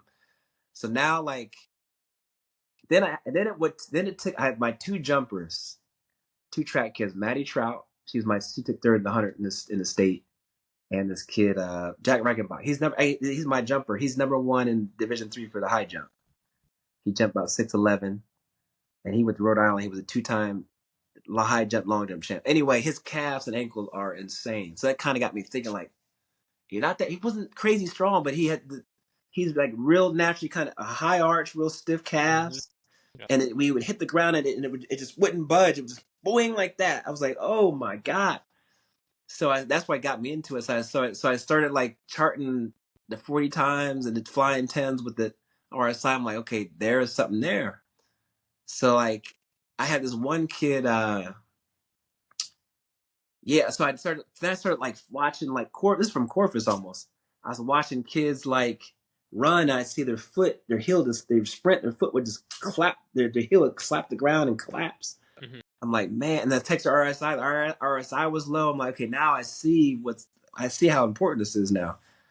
And what it really comes down to is I was building so much strength in the thigh, from the knee up, the quad and the hamstring, the glute and the hip flexors.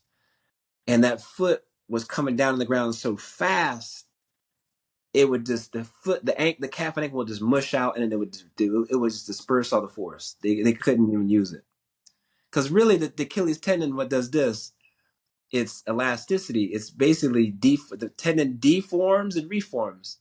Mm-hmm. You want a stiff tendon that deforms little and changes back to shape, so you spring off the ground real fast for jumping and sprinting. So the people with poor tendons, that there's too much deformation. The tendon, it disbands like a limp basketball, and it reforms slowly. That's why a flat basketball can't bounce. Mm-hmm. But they got a racquetball or a lacrosse ball. That thing deforms very little and reforms quickly. That's why it springs off the ground. So that's why I use my kids. The body is like a ball, faster down, faster up. You take a lacrosse ball, it bounces off real fast. A flat basketball, it doesn't bounce at all. Mm-hmm. So you got flat tires on your feet. So I started doing the low level. I had this kid named Cyrus Holland. I'm proud of the kids. Some people like tout their top dogs. I like training the worst athletes. Mm-hmm. What can you do with the worst athletes? The kids that are just like have no shot, and they can't even really do a sport. And so if I can take that worst athlete to a really good athlete, that's where I learn the most out of. That's where you do your learning. So this kid had for track he ran a 12.85. This just happened. I'm about to post it. He ran a 12.85 That's slow. Like all my girls could beat him. Not only that, all my girls could out jump him in a vertical. They could out broad jump him. Like my top girls, they could all beat him. He wouldn't race him. He was afraid to race him. And then so I got him on my RSI. He had like a 1.4, which is super low.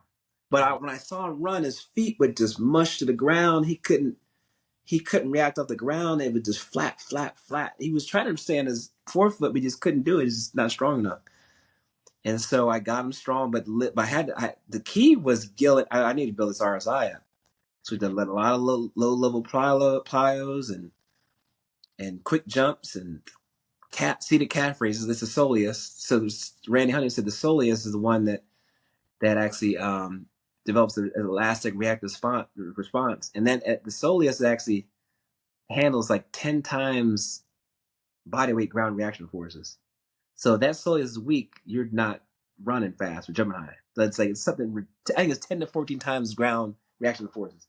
So that kid his soleus was so weak he couldn't react to the ground. All the strength, the power of the world. The old me would say, shoot, I got him strong. Now what am I gonna do? He's stuck.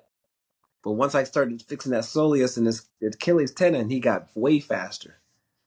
And then he became elastic. So I got his RSI up to 2.7, I think, 2.6, which is massive, And with it takes a long time. There's some things happen fast, and then so that thing happens slow. But anyway, I got him down to 11:37 100-meter dash. So I took a 1.5 or 6 seconds off his 100-meter dash. It was amazing. So I'm just proud of that. But that was the key. Just like how Sue got from the 10 to the 9.83, I had to get his RSI up, make him more reactive so he could run faster and jump higher. Because he had a lot of issues, but that was a key thing. So that's why now the RSI is like an important metric for me. But it's hard to test. You don't have no laser grid or something or jump mat. You're short. You just got to visualize it though. But you don't need that. If you see them running, that heel just collapses to the ground. You know something's there. What I do is this you could do. You could take your iPhone and hit it slow motion. Watch him jump over some hurdles. See if that how much that heel drops. Watch him run. That heel drops now. It collapses too much. There's no ankle stiffness or calf stiffness. So then you got to build it, and that's key. That's another level to it, because that foot is coming down in so many miles per hour. If it's not strong and stiff, you racked off the ground quick. You're gonna have a longer ground contact time and a shorter stride. The goal is to get the ground contact time as short as possible, so you have a longer, faster stride. So that's the key. Is what I'm trying to do is create more ground reaction time, and shorten that. I mean, create more reactivity so I can shorten the ground contact time and get a longer stride and faster stride. And that's where it comes in the debate where, okay, how strong is too strong? My philosophy is you need to get as strong as possible. But at some point, if your strength outmatches your ankle stiffness, it's a waste of time. But if you can keep getting that ankle strong, the sky's the limit with the strength. So that is the true answer to how strong do you need to get and how strong is too strong. If you can build crazy strength and like that, my girl Alex Lee, she got a 3.55 RSI. The sky's the limit. Her ankles are nuts. So I can just keep blowing her strength up, and the faster she's gonna get. That's why these Olympic sprinters, they don't have to be strong. They're so strong and stiff in their ankle. They don't have to be as strong. So that's where these people they fight over it. But that's really where they can get away with not really being strong. But those people get strong, it's game over. And that's what happened to Sue Bing Chan. The guy's ridiculously strong. He squats he lifts like 2.9, 3 times body weight. That's way. But he has the ankles to support it though, and stiff to support it. So that's where I kind of got into it, man. It's simplified. It took years of trial and error and testing and correlating sprint times and jump times to make it make sense. Because it's really, I think that's once people understand it, then they're like, okay, now I see why I need to do that now. Because it's not a common thing that people do. I think maybe. And just going back to the other people and everything kind of correlating, syncing up. I asked Cal Dietz once, what's strong enough? Do you have that number of okay, once I get you here, we're good? I do have, yeah. Okay. So here's the thing, I box squat. So I go off my box squats, okay? So my boys, again, I'm talking about my elite boys. Most of them, they can lift about at least 2.4 times body weight. At one dude was 2.2, but he was pretty good. But once I got him 2.4, he was even better. Okay. Now the worst athlete you have. Now here's the thing: if you aren't really talented and it takes you a long time to use your strength, like I said earlier, you need to be stronger, because explosive power is the percentage of maximal strength. The higher that explosive power, if you're 500, the maximum explosive power is 30%. So the higher that maximum strength is, that 30% becomes even higher. So the worst athlete needs to be stronger, I think. So mine is about 2.4, 2.5 times body weight on the box. My girls, it sounds crazy, but 1.8 to 2 times body weight is what I can get them at. Now, again, I do my own tests. I've done this for 21 years. The ones that my girls that do 1.5, 1.4, they're not that good. Or my boys that are 2 times 1.9, 1.8, they're not that good. It's just I had the test. So again, again, sometimes where their numbers and the sprints won't move down, I just gotta catch the calf and ankle up to it. Once that happens, they're fine. They can handle it. You know what I mean? So mine might be different. Like, well, a lot of people, their number is 1.8. 1.8 is that's all they need to be. Like Dr. Ray, I think said that, from Alabama, whatever. But my numbers are different. I'm different. I don't regular squat, I box squat, So, and it's a parallel box squat too. And so that's my number there. And with your RSI, you have that athlete who tests at a 2.1, and you want to try to get them up to that 2.83 range. Yes. Are you also surfing the different speeds for working that soleus? So one day is going to be a seated calf. One day is going to be an isometric calf. Another day is going to be a squatted type of plyometric kind of talk about that. Yep, exactly. Yeah. So like, here's the thing too, that I'm finding out, like I had those numbers from, Huntington on the peak power. So it was like, he wanted Sue to get 2,000, by the way. Wow. And then but the thing is, Sue's not that heavy. He's like 100, maybe 150, 60 pounds. So that too is math specific too. Mm-hmm. So the heavier they are, the stronger that soleus and calf, gastric got to be.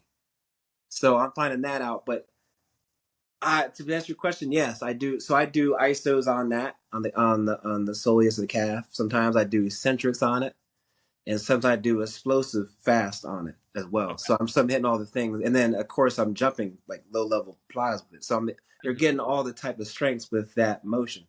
I believe every movement has to be trained that way. You have to surf the curve every movement too, to make the complete athlete. Now you train in general to specific. Now the specific stuff has got to be definitely explosive, but like the general stuff is basically, or that's sports specific training. Now you're training the slow stuff, almost like you would, you're doing the fast movement.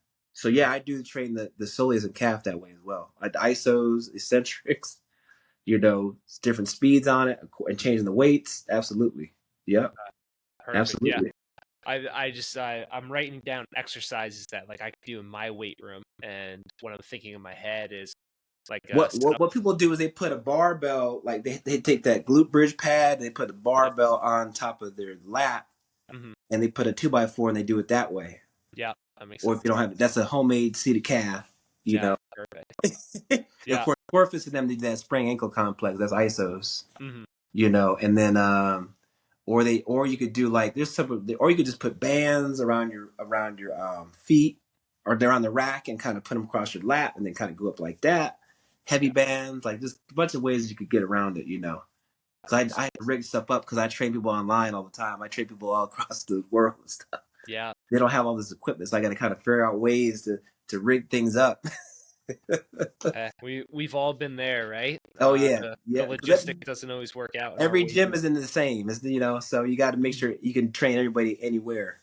That's right.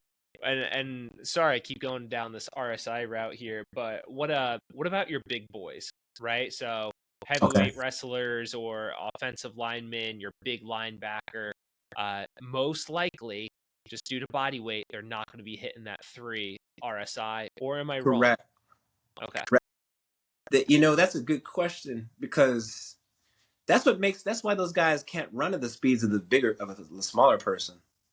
Like everything is mass specific. So like they are not producing enough strength in the calf, the soleus, the gastroc, the glute, the hamstring. Everything's is different. So most of those guys, that's why, like, if you actually can get a bigger human, like a lineman, 300-pound guy to lift 2.5 times body weight, that's like your Aaron Donald.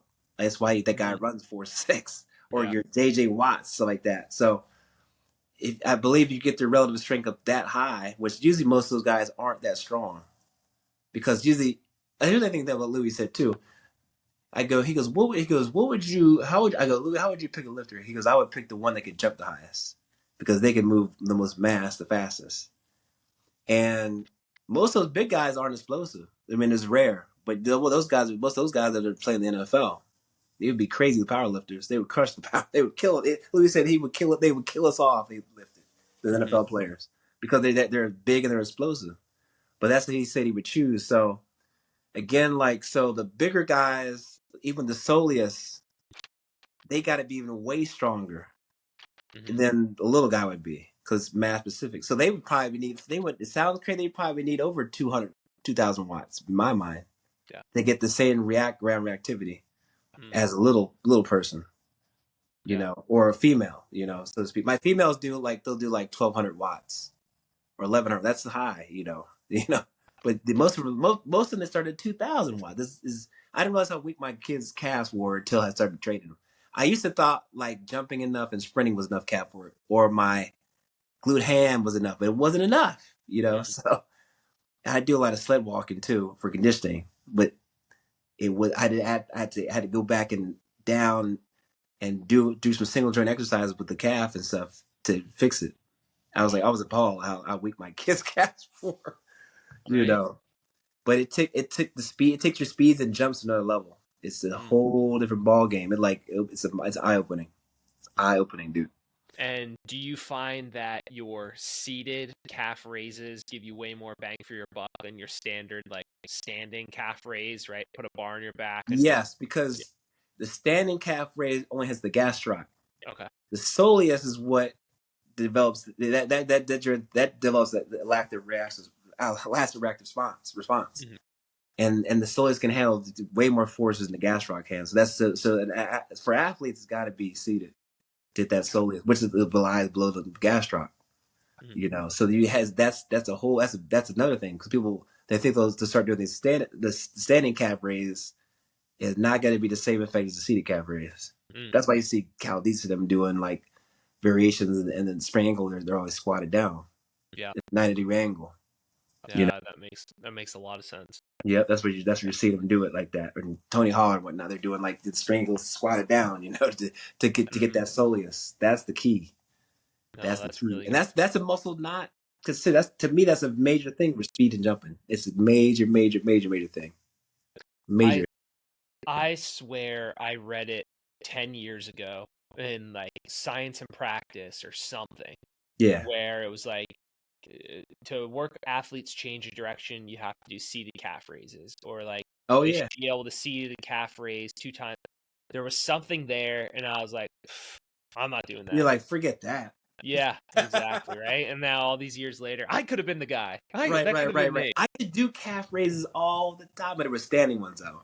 Yeah. And I think I'm not seeing anything. I haven't seen anything from this. Is a waste of time. I got away from it for years, like probably 10 years. Then I came back to it. You know, when I heard Randy Dunn talk about it, but I was like, it makes a major difference, dude.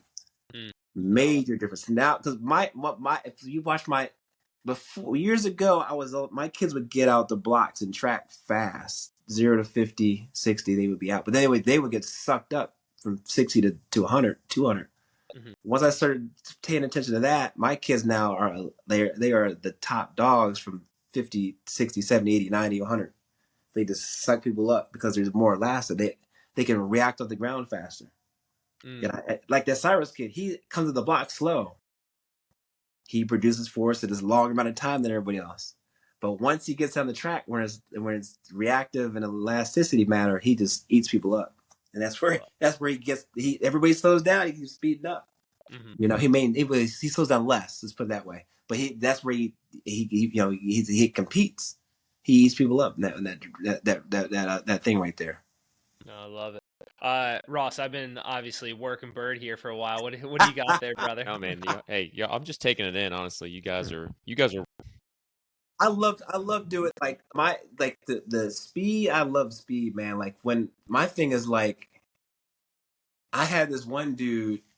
I had this one kid. So that it's funny. I don't even clock. I only clock miles per hour now.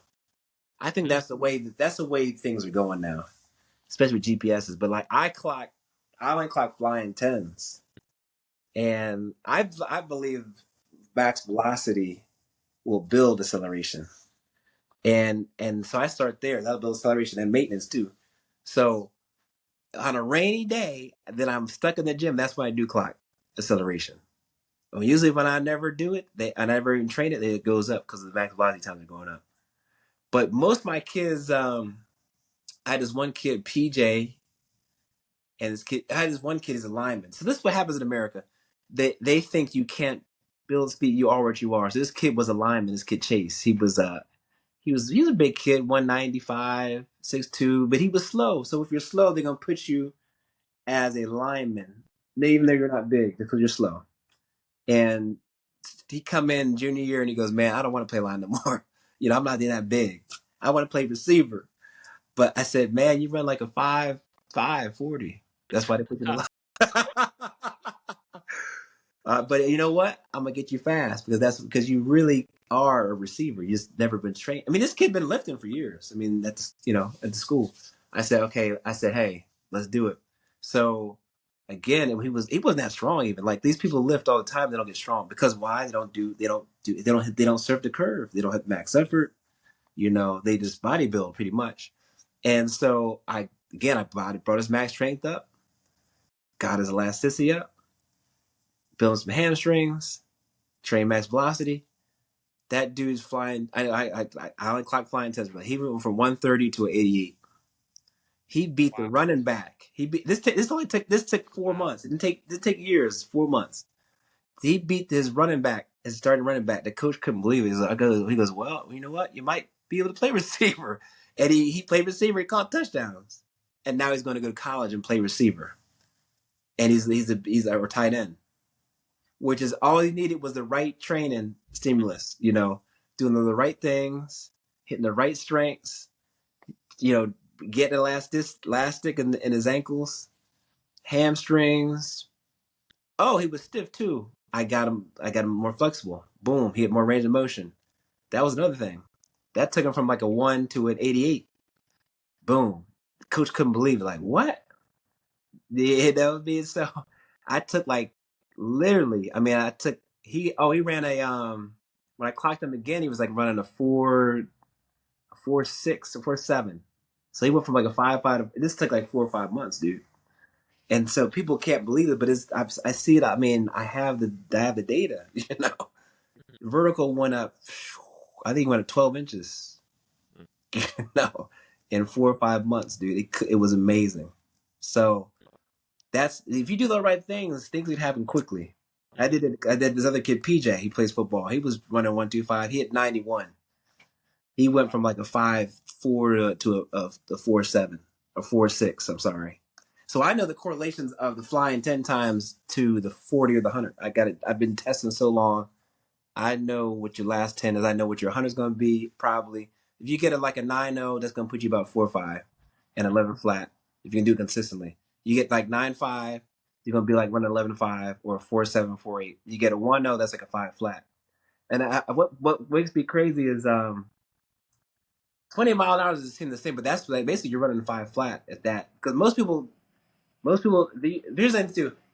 When you're running max velocity, you're putting a lot of force in the ground in a short amount of time.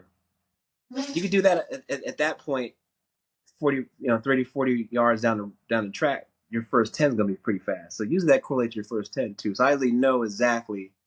And even my females, they run a 1, they run a 5 flat.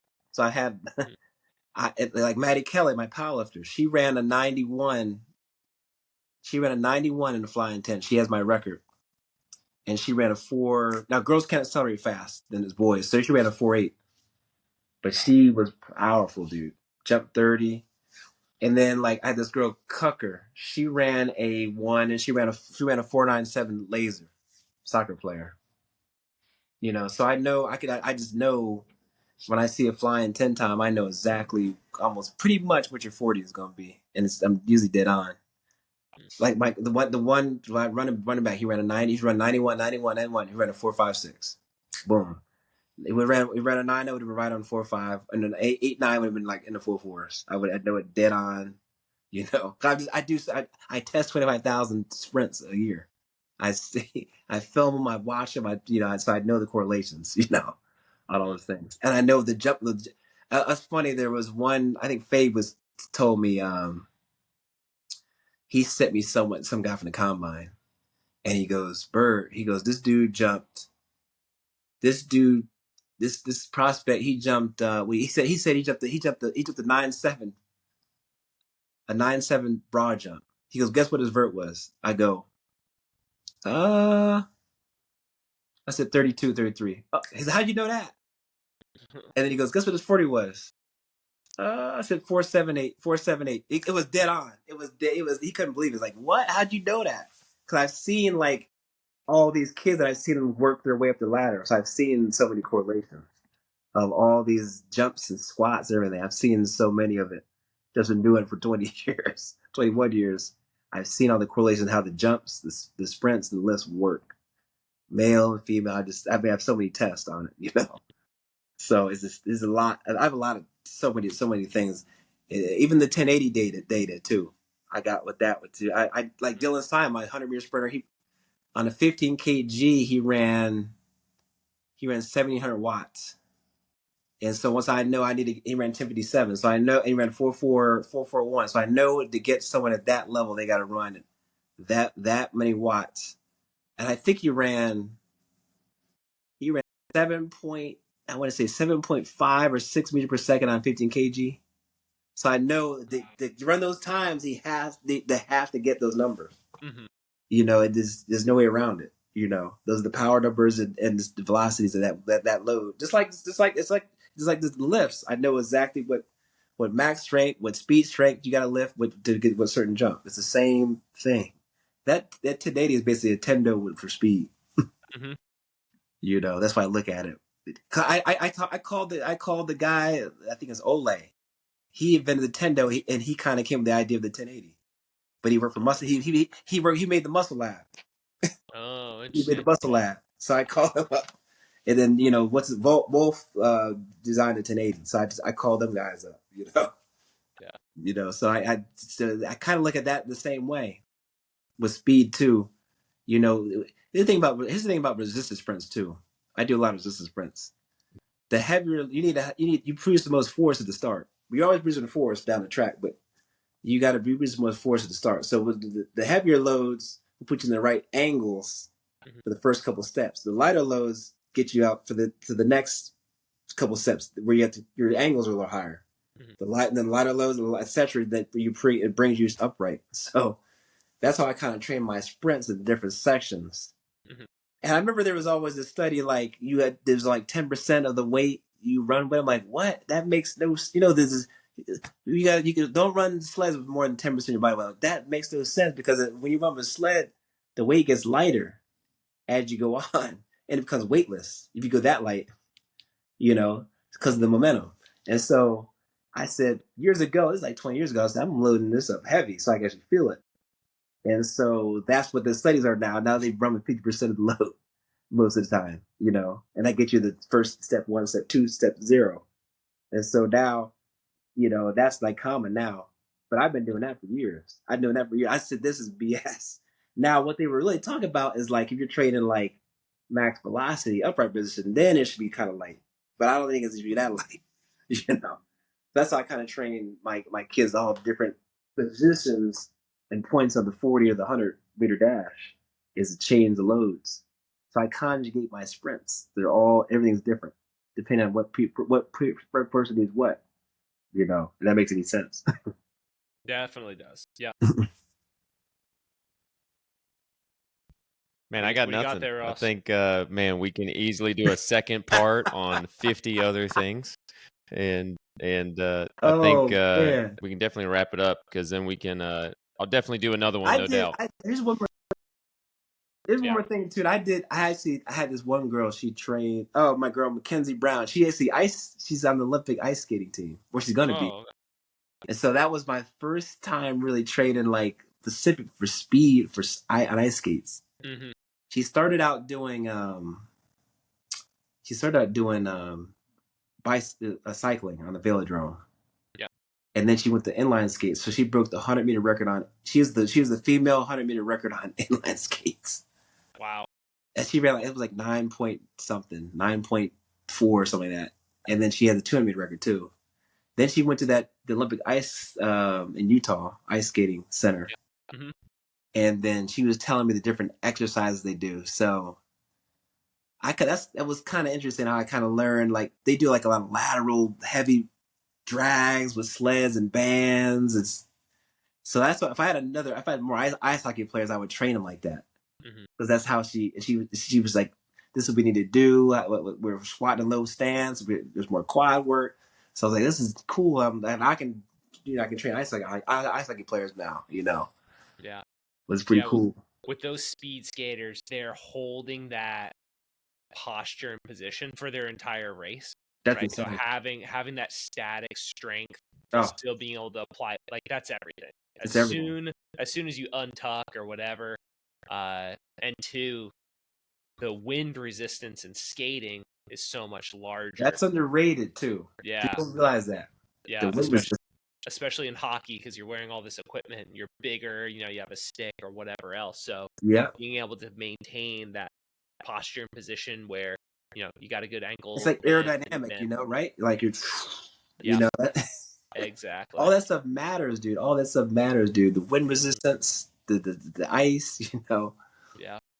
The other thing too, my conjugate too is different too. Is like I do distance runners too. So like Louis told me that it's always speed, strength, mobility, flexibility, explosive power, endurance. So endurance, I've got a different program where I'm doing hypers for 100 reps at a time. I'm doing squats for 100 reps, fast, light weights. So I'm doing endurance too. So I've cut in a minute and a half, 2 minutes off people's 5K too. So I try to cover all these different sports. There's things I'm doing. My wrestlers, I'm doing more circuit training because that's the sport. Mm-hmm. There's 2-3 minutes at a time. So I'm doing circuit stuff rather than sometimes dynamic effort. So that makes sense.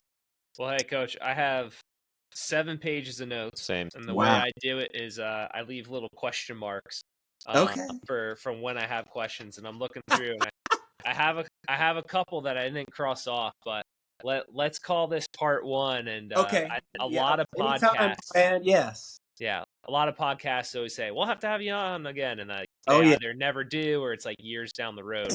But it happens all the time, for sure. Yeah, we'll be hitting you up because I know I'm gonna have more after I debrief with Ross and all that. But do it anytime. I love.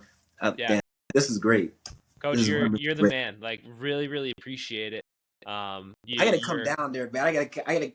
I don't make many trips. I gotta get out of my gym, man. Come out and visit these people. I gotta visit y'all. I literally just said, like, let me find my note. Yeah, like, just so you know, I ain't lying about it. My note right here. Go visit Byrd. Yeah.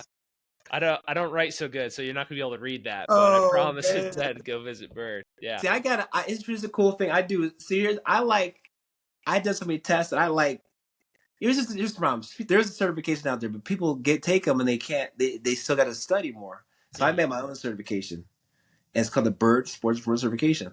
Yeah. So I designed it. I talk about strength, speed, like how we're talking today, in very greater detail. And there's been a couple universities do it. Mm-hmm. But the cool thing is that people actually come out and visit. Awesome. I had a dude from Cali visit. I had a dude from Illinois, Oklahoma, and then West Virginia. And then the way they saw it, they went and saw it, they go, I see this thing. I see how it works now. Mm-hmm. All the nuances. So I welcome people to come out, man, because those people that came out, it just took them another level, Yeah. When they see the process, and the why and the how, and then they write the notes down. So yeah, anytime you want to come out, it'd be awesome. Perfect. I've driven through the night multiple times to get out to Chicago to see Chris Corfus. So man, I need to do that, man. That dude is brilliant, man. There's some things that he does off the wall that I'm like, that doesn't work. The way you we're running with the Lilas and pulling, running like with the cord pulling. This stuff actually works. So I'm like, this guy is brilliant, dude. Mm-hmm. So I'm gonna go see him one day too. Good. Yeah. Hopefully, you and I can make it to a TFC together. That's my goal. I want to get into TFC one day. I got some things to add. I think I could add some value to it. Definitely. I fully agree. But let's wrap this up. So shout out your social media channels. They'll obviously be posted, but just so everyone can know where to go to see a little bit more for you. Yeah, so you can find me basically on 3 platforms. I'm on, Facebook, Twitter, X now, and Instagram is Byrd Sports Performance. and you type that in, it should pop up, so you can DM me, or you could, my number's on there, whatever. So that's where you can find me. I try to post a lot, I'm in to promote my athletes, not me. So they're my that's my work, my body of work. So that's what you'll see. So just like we kind of started out the show, you might see it and think this isn't real. You might see it and go, "There's Yeah. no way that's happening." But hopefully there's some crazy things. Like I had this one kid, we do knee jumps. He jumped from his knees to his feet to 27-inch box. And incredible. I said, I got to film this because no one would believe it. Mm-hmm. Then I had a couple kids jump on a 72-inch box on a run up. I had to film it because no one would believe it. No. I had Maddie Kelly run a .91 flying 10. I had to film it because no one would believe it. Mm-hmm. And then she did look 4%. I had to film it. So there's stuff I had to put on there because it's that if I said it, they would be like, no way, dude. But it's there, So like that's why I have it on there so people can see that what's possible, and then see what the human body's capable of. That's why I have that stuff on there. I tell my kids, if it ain't on film, it didn't happen. So yeah, they do something crazy to on film. I said, no one's gonna believe it. Yeah, exactly. That's exactly right. Well, Coach, hey, you're the real deal, as real as they come. We appreciate it.